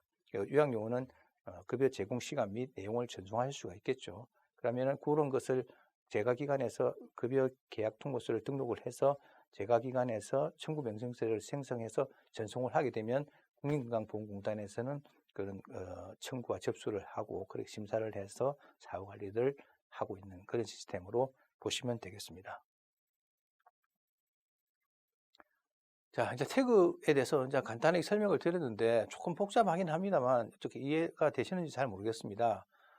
이런 이제 가장 이제 중요한 부분은 이제 태그와 비콘이 두 가지가 있다. 태그는 조금 더 가까이서 찍어야지 되고 비콘은 조금 블루투스 형식이기 때문에 조금 멀리서 이렇게 조금 멀리서도 인식이 된다. 이런 부분을 조금 염두에 두시고 어르신 댁에 방문하시면 요 태그라든지 비콘이 잘 부착이 되어 있는지 여부가 가장 중요한 부분이라고 보실 수가 있고요.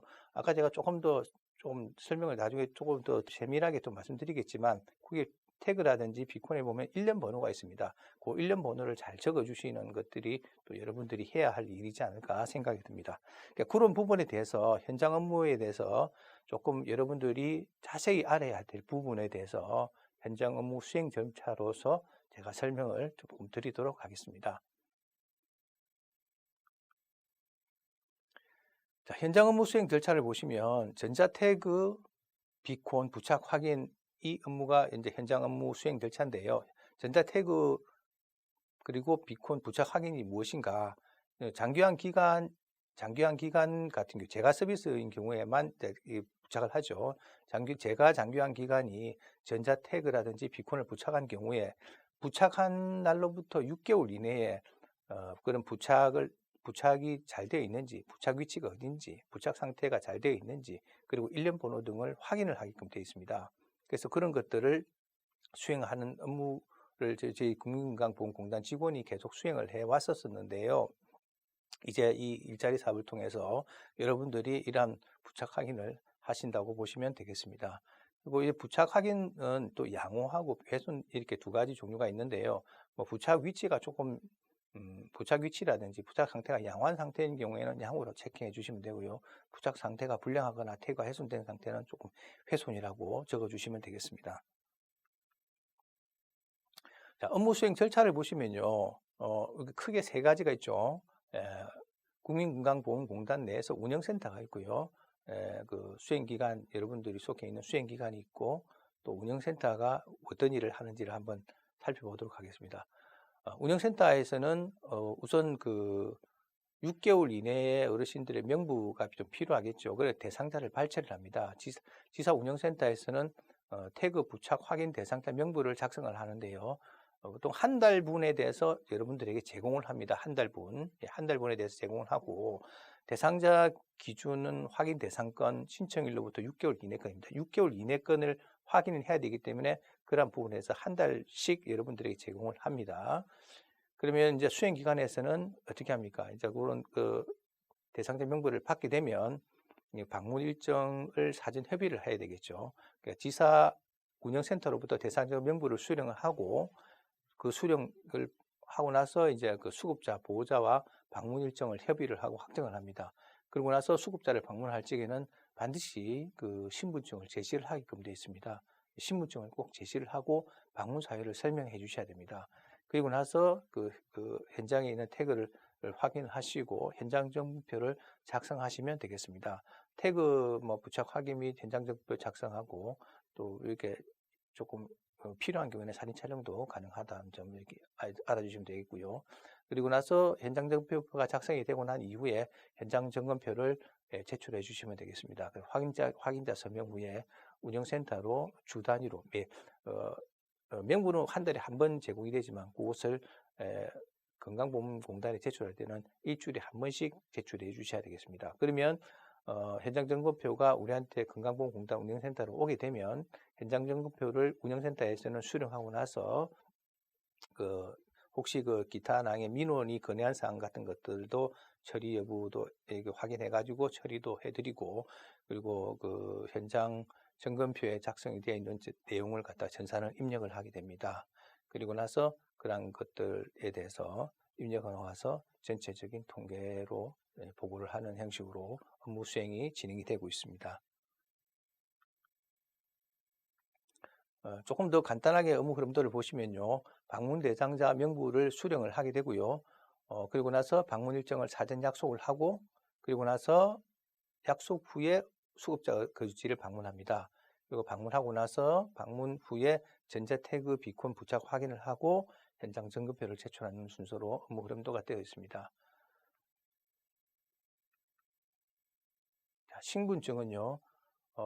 수행기관에서 신분증을 여러분들에게 만들어주게 될 겁니다. 어르신들 댁에 가실 적에 그냥 뭐 신분증 없이 가게 되면 상당히 조금 어색하죠. 그래서 건강보험공단 밑에도 다 있지만 건강보험공단과 시니어클럽이 같이 합약을 해서 이 장기요양 도우미로 해가지고 이런 일자리 사업을 하고 있다는 것을 신분증을 제시를 하게 되면 좀 떳떳하고 또 이게 수급자 가족분들도 조금 더 믿고 여러분들을 대할 수 있지 않을까 이런 생각이 또 듭니다. 그래서 이런 신분증의 사양은 이렇게 한번 참조를 해보시면 될 것 같고요. 신분증은 또 뭐 번호가 다 있죠. 이렇게 LTC 20-01, 02 이렇게 나가는데요. LTC는 롱텀 케어춤 이렇게 돼가지고 노인장기요양보험의 영문약자입니다. LTC. 그래서 영문약자에다가 20은 2020년도 그리고 나머지는 1년 번호를 뜻하는 것입니다. 그래서 이러한 신분증을 신분증 관리 대장에서 관리를 하고요. 본 사업이 종료가 되면 신분증을 전액 회수해서 폐기할 예정이고요. 신분증 사양은 가로가 5.4, 세로가 한 8.5cm 정도가 된다고 볼 수가 있습니다. 신분증 관리 대장은 뭐 이런 식으로 되어 있는데 참조하시면 되겠습니다. 그럼 현장 이제 수행 절차에 대해서 조금 설명을 조금 세부적으로 드리도록 하겠습니다. 자, 업무 수행 세부 절차를 보시면요. 우리가 수급자 어르신 댁에 명부를 이제 어떠한 어르신 댁에 방문할 것인지 방문 대상자의 명부를 또 수령을 해야 되겠죠. 그래서 공단 운영센터에서 방문 대상자에 대한 명단을 갖다가 이제 받습니다. 그럼 그 명단을 받았으면 그 명단에 대해서 방문해야 될 이름하고 주소, 전화번호가 잘 기재되어 있는지 사전에 좀 확인이 좀 필요하겠죠. 뭐 대부분은 이제 그걸 다 적어주긴 합니다만 비어 있는 건 없을 경우가 많지만 그래도 혹시나 또 누락이 되어 있는지 전부 다 기재가 되어 있는지 사전에 이제 확인이 필요하고요. 또 만약에 누락이 되었다고 한 경우에는 공단 담당자에게 통보해서 이게 뭐 어떤 분인지 아니면 또 전화번호 주소가 뭐 빠졌다든지 전화번호가 빠졌다든지 이렇게 통보를 해주시면 저희들이 그걸 즉시 이렇게 기재될 수 있도록 도와드리도록 하겠습니다. 그리고 그런 명부를 받고 나서 그게 뭐 어떤 다 기재된 것이 다 있고 이래 돼 버리면 이제 출장 지역별 또는 출장 수행팀별로 이게 방문 대상자를 좀 분배하시면 되겠습니다. 그리고 나서 이제 분배하고 나면은 분배받은 수급자가 이제 그 어르신 댁에 이제 전화를 해야 되겠죠. 분배받은 수급자의 보호자와 유선으로 내가 지금 뭐 어느 시니어 클럽에 소속이 되어 있는데 이런 어떤 방문 사유를 설명하고 방문 일자라든지 시간 등을 협의해서 방문 일정을 이제 확정을 합니다. 원칙적으로 방문 일정은 당일날 하지 않고 방문하기 이틀 전에 확정을 보통 짓는 것으로 해주시면 감사하겠고요.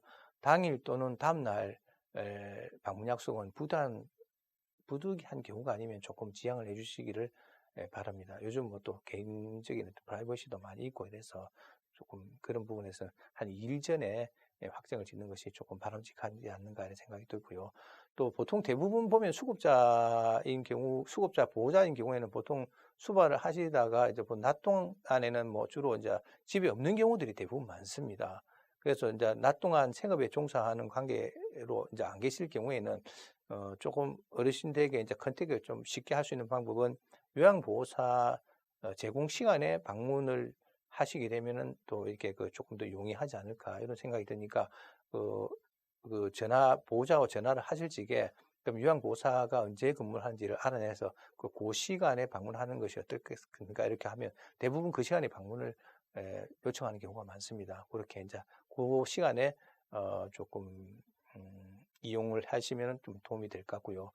보통 보면은 노인장기양보험에서 기본적으로 수급자는 조금 심신이 미약한 상태인 경우가 좀 많기 때문에 이분들이 혼자 있을 경우에는 뭐 이렇게 문을 잘 열어주는 것도 어렵고 이런 경우가 좀 많이 있습니다. 그래서 또 요양보호사가 계실 때 아니면 요양보호사가 아니고 뭐 또 요양보호사가 아니고 뭐 가족들이 꼭 이렇게 있어야 된다고 할 때는 꼭 그분들이 계실 적에 그때 방문하시는 것이 조금 좋지 않을까 이런 생각이 듭니다. 자, 그리고 여러분들이 직접 가기 전에 조금 이제 여러분들이 그냥 뭐 시니어 클럽입니다 이렇게 이야기하시면 조금 생소하기도 하고 여러분들이 좀 이렇게 방문 일정을 조금 더 도와드리기 위해서 국민건강보험공단에서는 2주에 한 번씩 여러분들이 방문하는 그 수급자 어르신들에게 안내 문자를 발송을 해드리고 있습니다. 그 안내 문자 발송을 보시면요. 제가 한번 읽어드리겠습니다. 안녕하십니까. 국민과 함께하는 국민건강보험공단입니다. 공단은 시니어클럽 협조를 받아서 장기요양 수급자 자택에 부착된 전자태그 정상 여부를 확인하고 있으며 가까운 시일 내에 기아의 자택을 방문하여 확인할 예정이니 협조해 주시면 감사하겠습니다. 그리고 방문 일정 문의는 어떤 시니어클럽에 이렇게 하시고 기타 문의는 국민건강보험공단 운영센터 이렇게 안내 문자를 발송할 예정입니다. 이렇게 문자를 발송하고 나면 여러분들이 전화를 거는 것이 많이 쉽겠죠. 그래서 이렇게 저희들이 2주에 한 번씩 이렇게 어르신들 보호자분들에게 미리 안내 문자로 발송을 해드리고 있습니다. 참조하시면 되겠고요.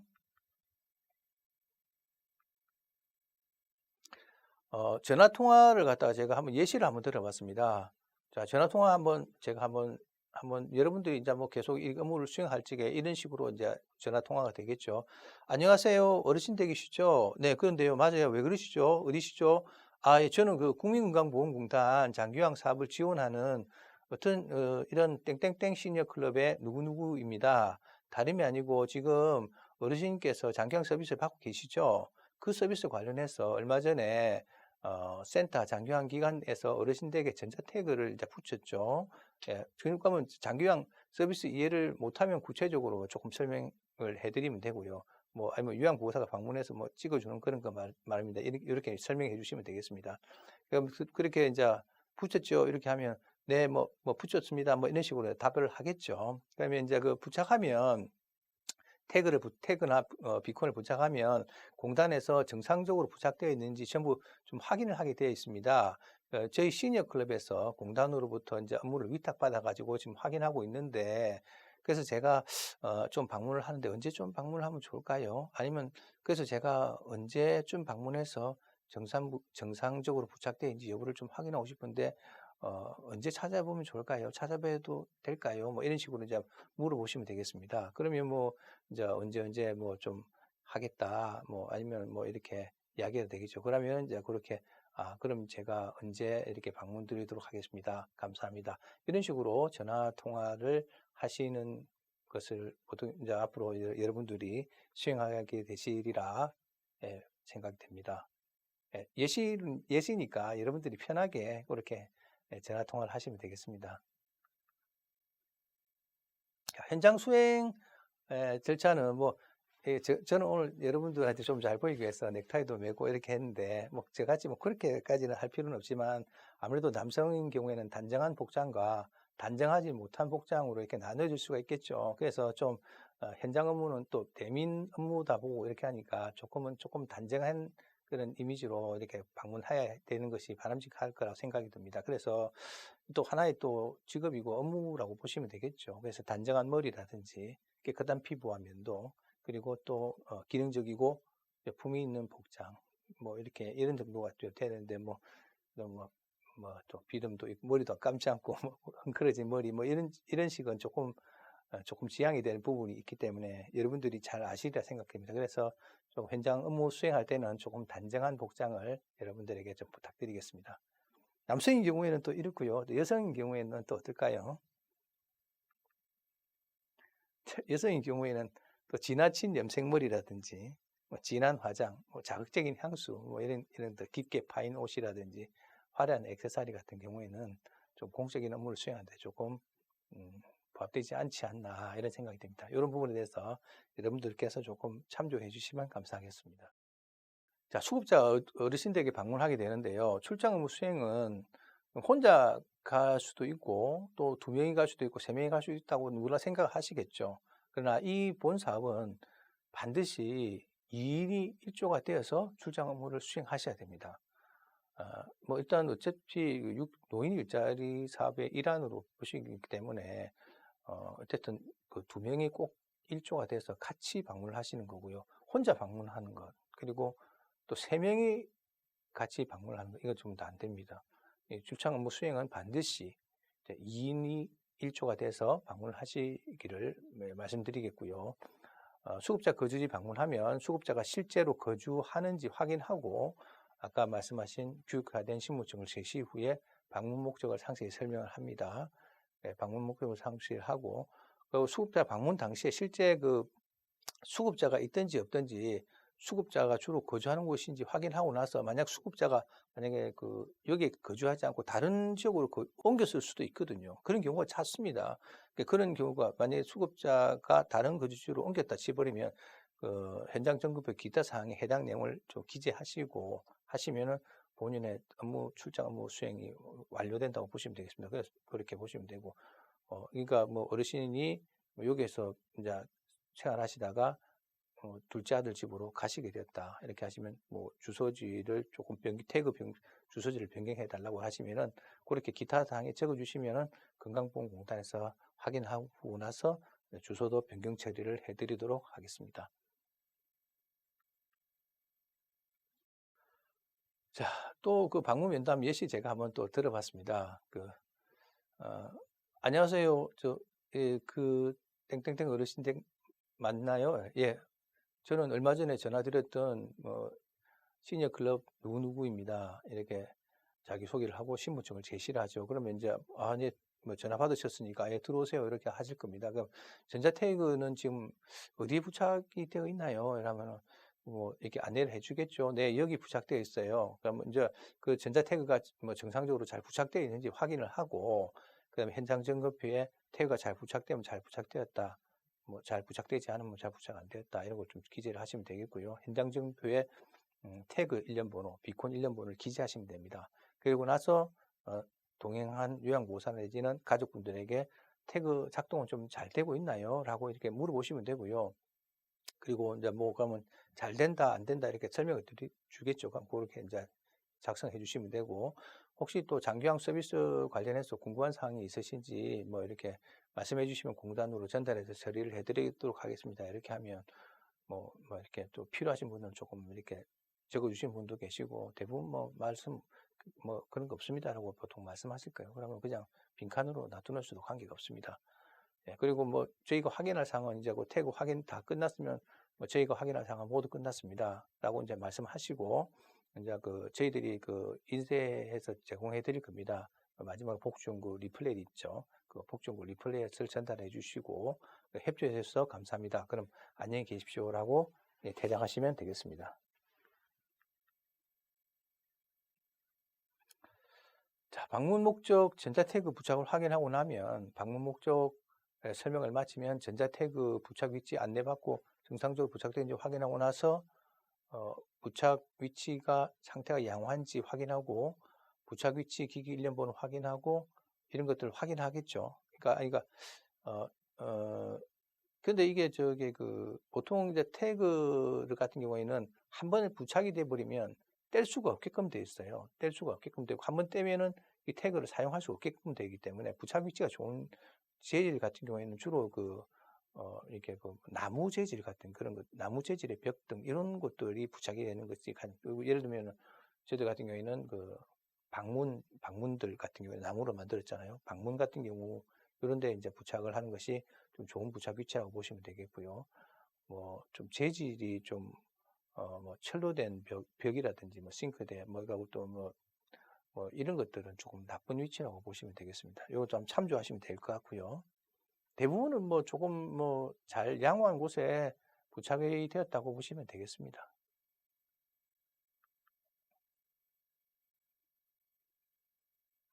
그 전자 태그가 정상적으로 잘 부착되는지 이제 확인하시면 되겠고요. 뭐 그거는 이제 확인하시면 되겠죠. 그리고 나서 잘 부착됐으면 예, 아니요 이런 걸 표시를 하시면 되겠습니다.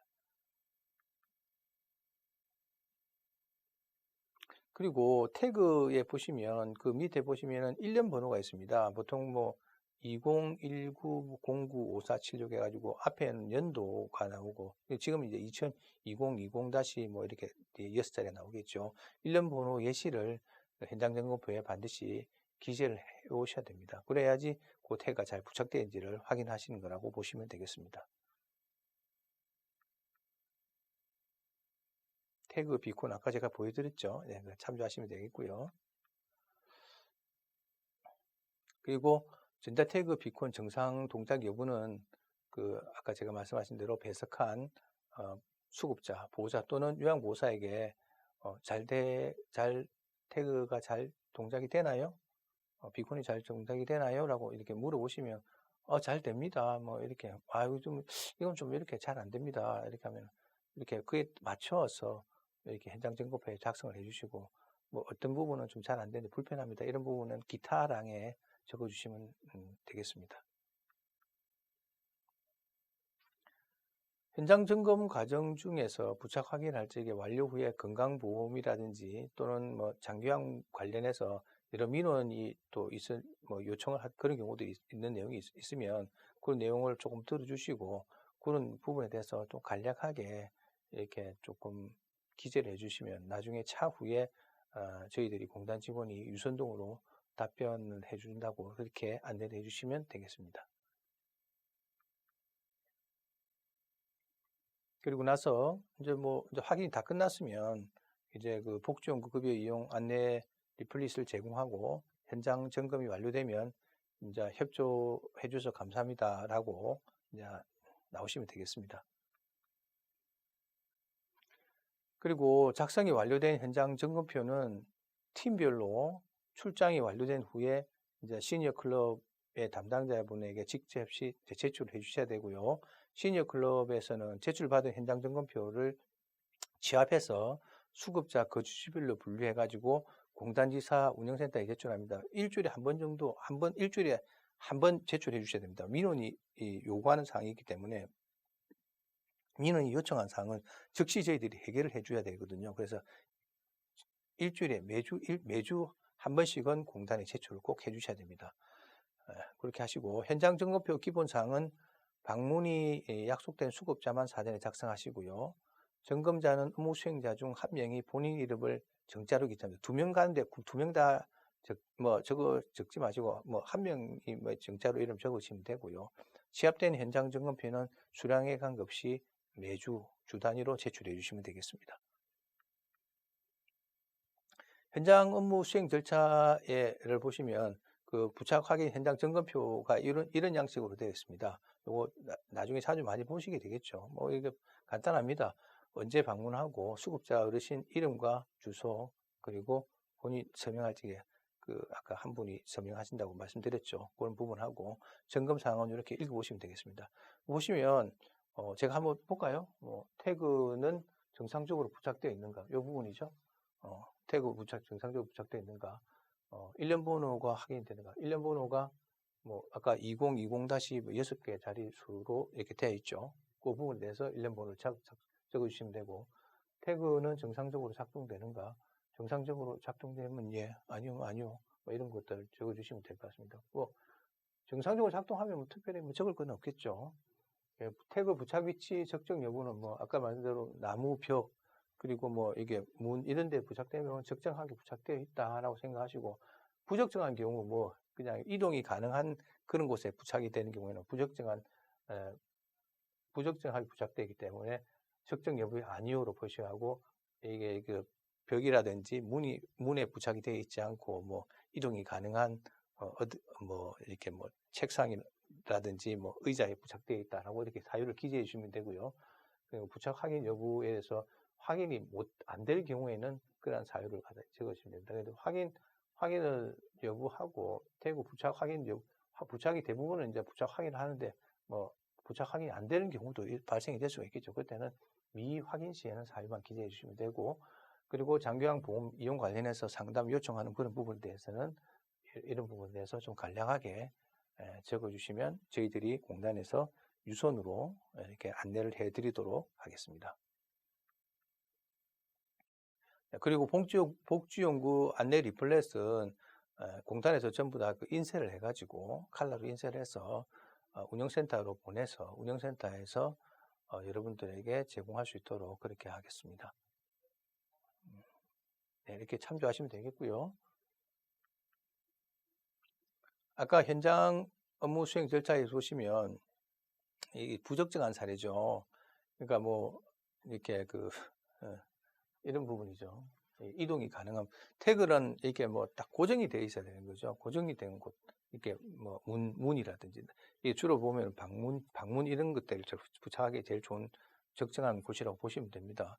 이런 곳, 이런 곳 벽면 이런 쪽이 돼야 되는데 이렇게 이동이 가능하면 누구나 들고 가서 태그를 찍을 수가 있지 않습니까? 그래서 이렇게 이동이 가능한 부분에 대해서는 부적합한 부적정 사례라고 보시고 체크를 해주시면 되고요. 그리고 또 외부에 부착한 이런 경우는 거의 많이는 없습니다. 이런 경우가 발생이 될 수는 있을지 몰라도 이런 경우도 있는데 이런 경우에도 부적정한 사례로 이렇게 작성을 해주시면 되겠습니다.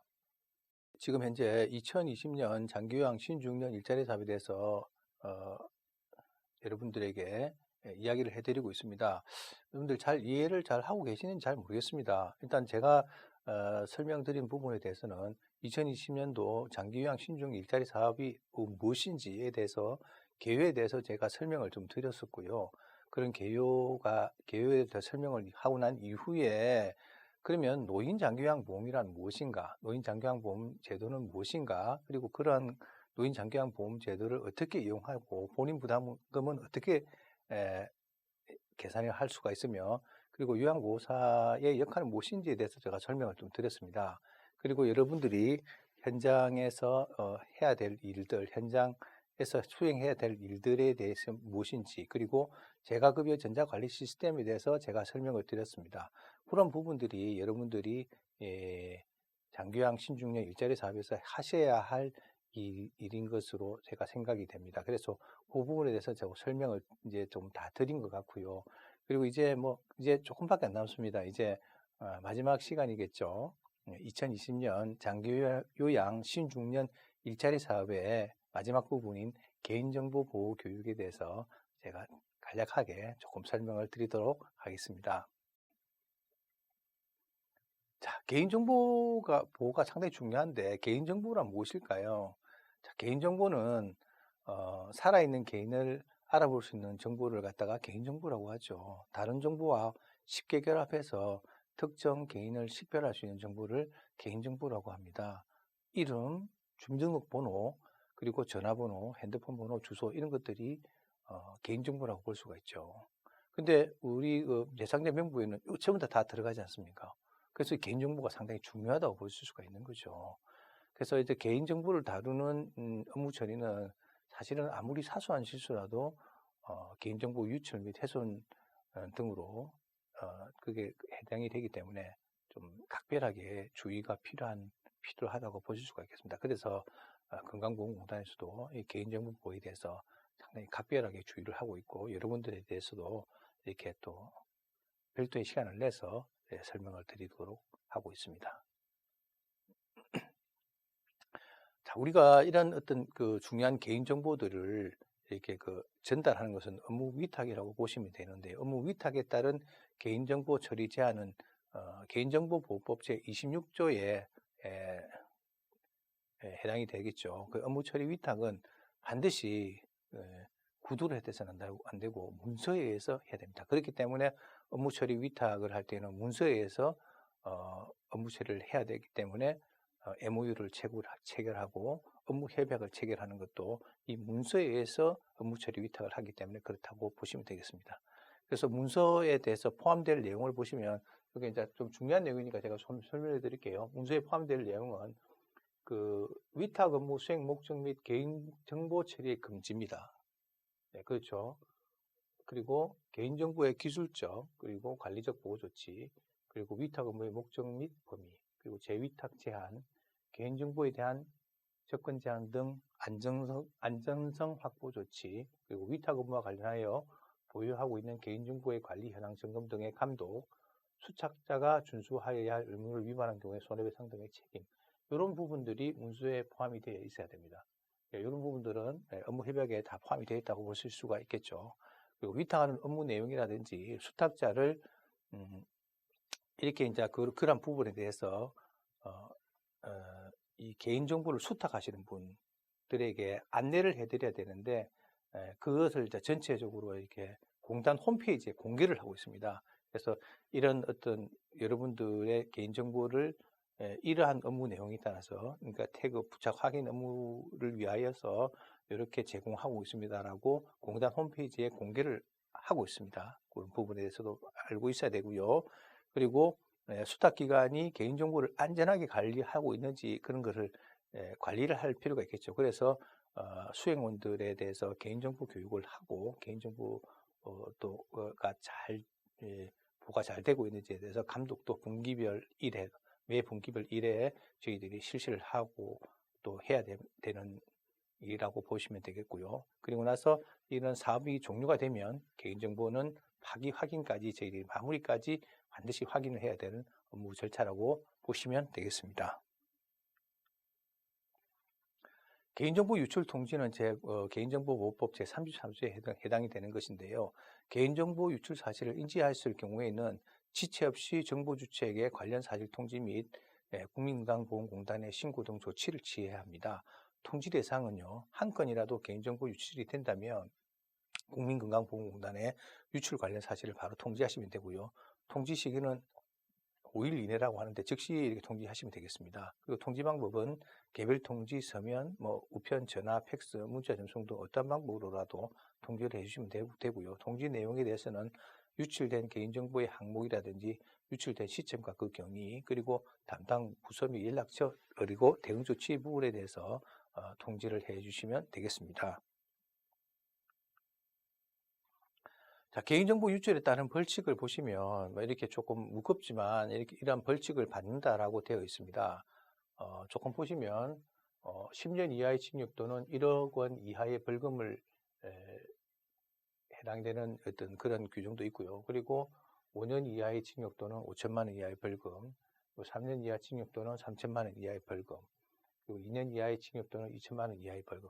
그리고 경중에 따라서 이렇게 되어 있지만 어차피 뭐 징역 또는 얼마 이하의 벌금으로 이러한 어떤 벌칙이 되어 있겠죠. 그래서 어차피 개인정보 유출에 따라서는 이러한 해당 행위가 되면은 징역 또는 벌금이 부과되기 때문에 개인정보 유출에 각별히 주의를 좀 해주십사 하는 말씀을 드리고요. 이 부분에 대해서는 여러분들이 참조하여 주시면 되겠습니다.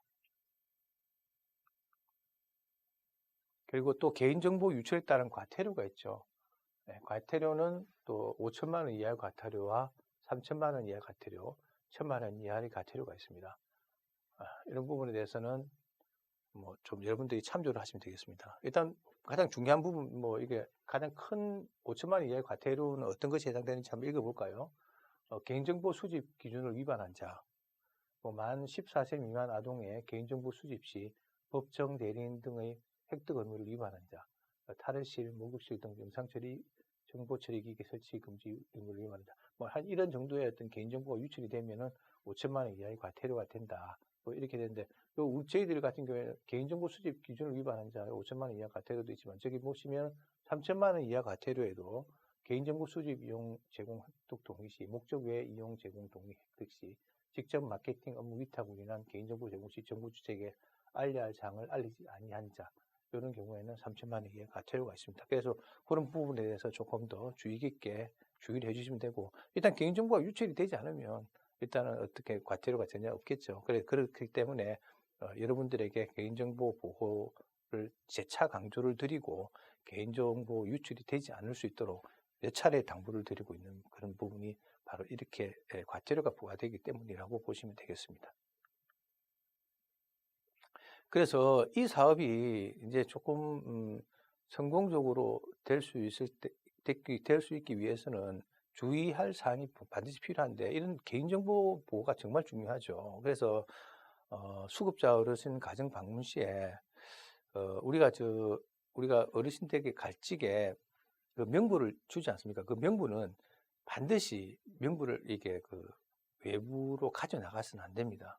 그래서 기관에서, 수행기관에서 이제 제공받죠. 부착 대상자 명부를 이제 제공받으면은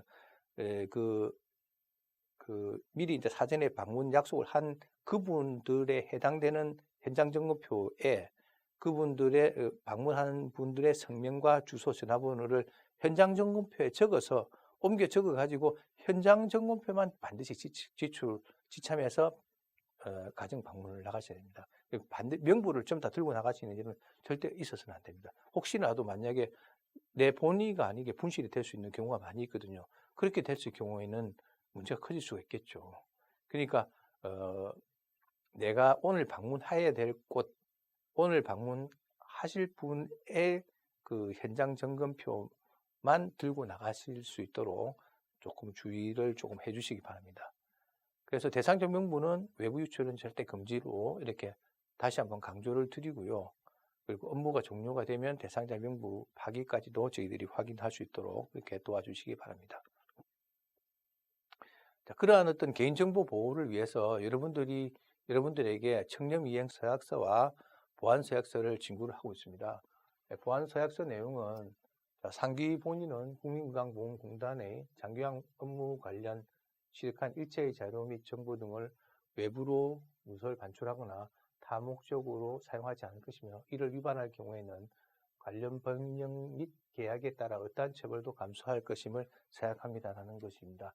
그런 부분에 대해서 서약서도 제출해 주셔야 되고요. 또 우리 수탁자 개인정보 교육이 잘 되어 있는지 이런 것도 저희들이 다 점검을 합니다. 그래서 저한테 점검 결과 보고서가 좀 저희들에게 제출이 되면 저희들이 그것도 관리를 하게 되어 있고요. 그리고 개인정보 처리 협약서도 작성을 했습니다. 개인정보 처리 협약서도 작성을 했고요. 그리고 개인정보 보호 교육을 받았으면 그 교육을 받은 참석자 명부도 있어야 되겠죠. 그리고 수탁자 개인정보가 어떻게 잘 처리되고 있는지, 이런 것들을 점검하는 수탁자 개인정보 처리하는 점검표도 있어야 되고요. 그리고 위탁 종료 시에는 이런 위탁 끝났을 경우에도 이런 점검이 할 필요성이 있는 서류가 필요하다고 보실 수가 있겠습니다. 자, 거의 끝나가죠. 네, 약 한 2시간 가량의 어떤 이야기가 되었습니다. 지금 현재 여러분들과 함께 있는 지금 이 시대에는 코로나 바이러스 감염증 19로 인해 가지고 원칙적으로는 우리 직접 이렇게 대면해서 여러분들과 만나서 이렇게 이야기를 전달해야 되는데 코로나 바이러스 감염증으로 인해서 여러분들과 함께 사이버상으로 이렇게 만나게 된 점은 다시 아쉬운 부분이 있지 않나 생각이 들고, 그럼에도 불구하고 코로나 바이러스 감염증 19 예방 수칙은 조금 반드시 필요합니다. 특히 이 사업이 진행이 되게 되면 어르신들 댁에 직접 방문을 하게 되는데, 이때 또 이런 코로나 바이러스가 서로가 또 감염이 된다든지 이렇게 되면 참 문제가 좀 될 수가 있겠죠. 그래서 코로나 바이러스 감염증 19에 대한 예방 수칙은 수급자 어르신들 위한 것, 그리고 또 수행원 직접 본인을 위한 것, 대한민국 전 국민이 다 이거 예방 수칙을 잘 지켜서 꼭 이겨내야 되지 않겠는가 이런 생각이 많이 듭니다. 그래서 그럼 마지막으로 코로나 바이러스 감염증 예방 수칙에 대해서 제가 조금 올려봤고요. 그리고 현재 그런 어떤 코로나 바이러스를 이기기 위해서는 강도 높은 사회적 거리두기를 실시를 하고 있습니다. 강도 높은 사회적 거리두기는 원칙적으로 언제입니까? 2020년도 3월 20일부터 4월 5일까지로 되어 있는데, 이게 지금 코로나 바이러스가 아직까지 계속 발생이 되다 보니까 사회적 거리두기 기일도 19일까지 연장이 됐다고 합니다. 그래서 이런 사회적 거리두기가 4월 19일까지 연장이 됐으니까 그런 부분에 대해서도 사회적 거리두기를 잘 시행하셔가지고 이 사업이 됐을 때도 건강하신 상태로 어르신들을 찾아뵙는 어떤 그런 것들이 필요하시다고 볼 수가 있겠고요. 마지막으로 마스크 착용법은 여러분들이 지금 현재 올바르게 마스크 착용하는 부분이 또 이 사업을 위해서, 아니면 또 본인들을 위해서도 반드시 좀 필요하지 않겠나 이런 생각이 들어서 마지막으로 올려봤습니다. 자, 오늘 장시간 두서없이 이렇게 설명을 드렸었는데요. 저는 국민건강보험공단 요양심사실에서 근무를 하고 있습니다. 이 사업이 성공적으로 수행이 될 수 있도록 저 또한 최선의 노력을 다할 예정이고요. 여러분들도 이렇게 이 최선의 노력을 다해 주시면 이 사업이 성공적으로 수행이 될 수 있지 않을까 생각이 듭니다. 여러분들 다음에 오프라인에서 볼 수 있는 그런 기회가 있겠죠. 네, 오늘 긴 시간 강의해 주셔서 너무 감사드립니다. 네, 고맙습니다.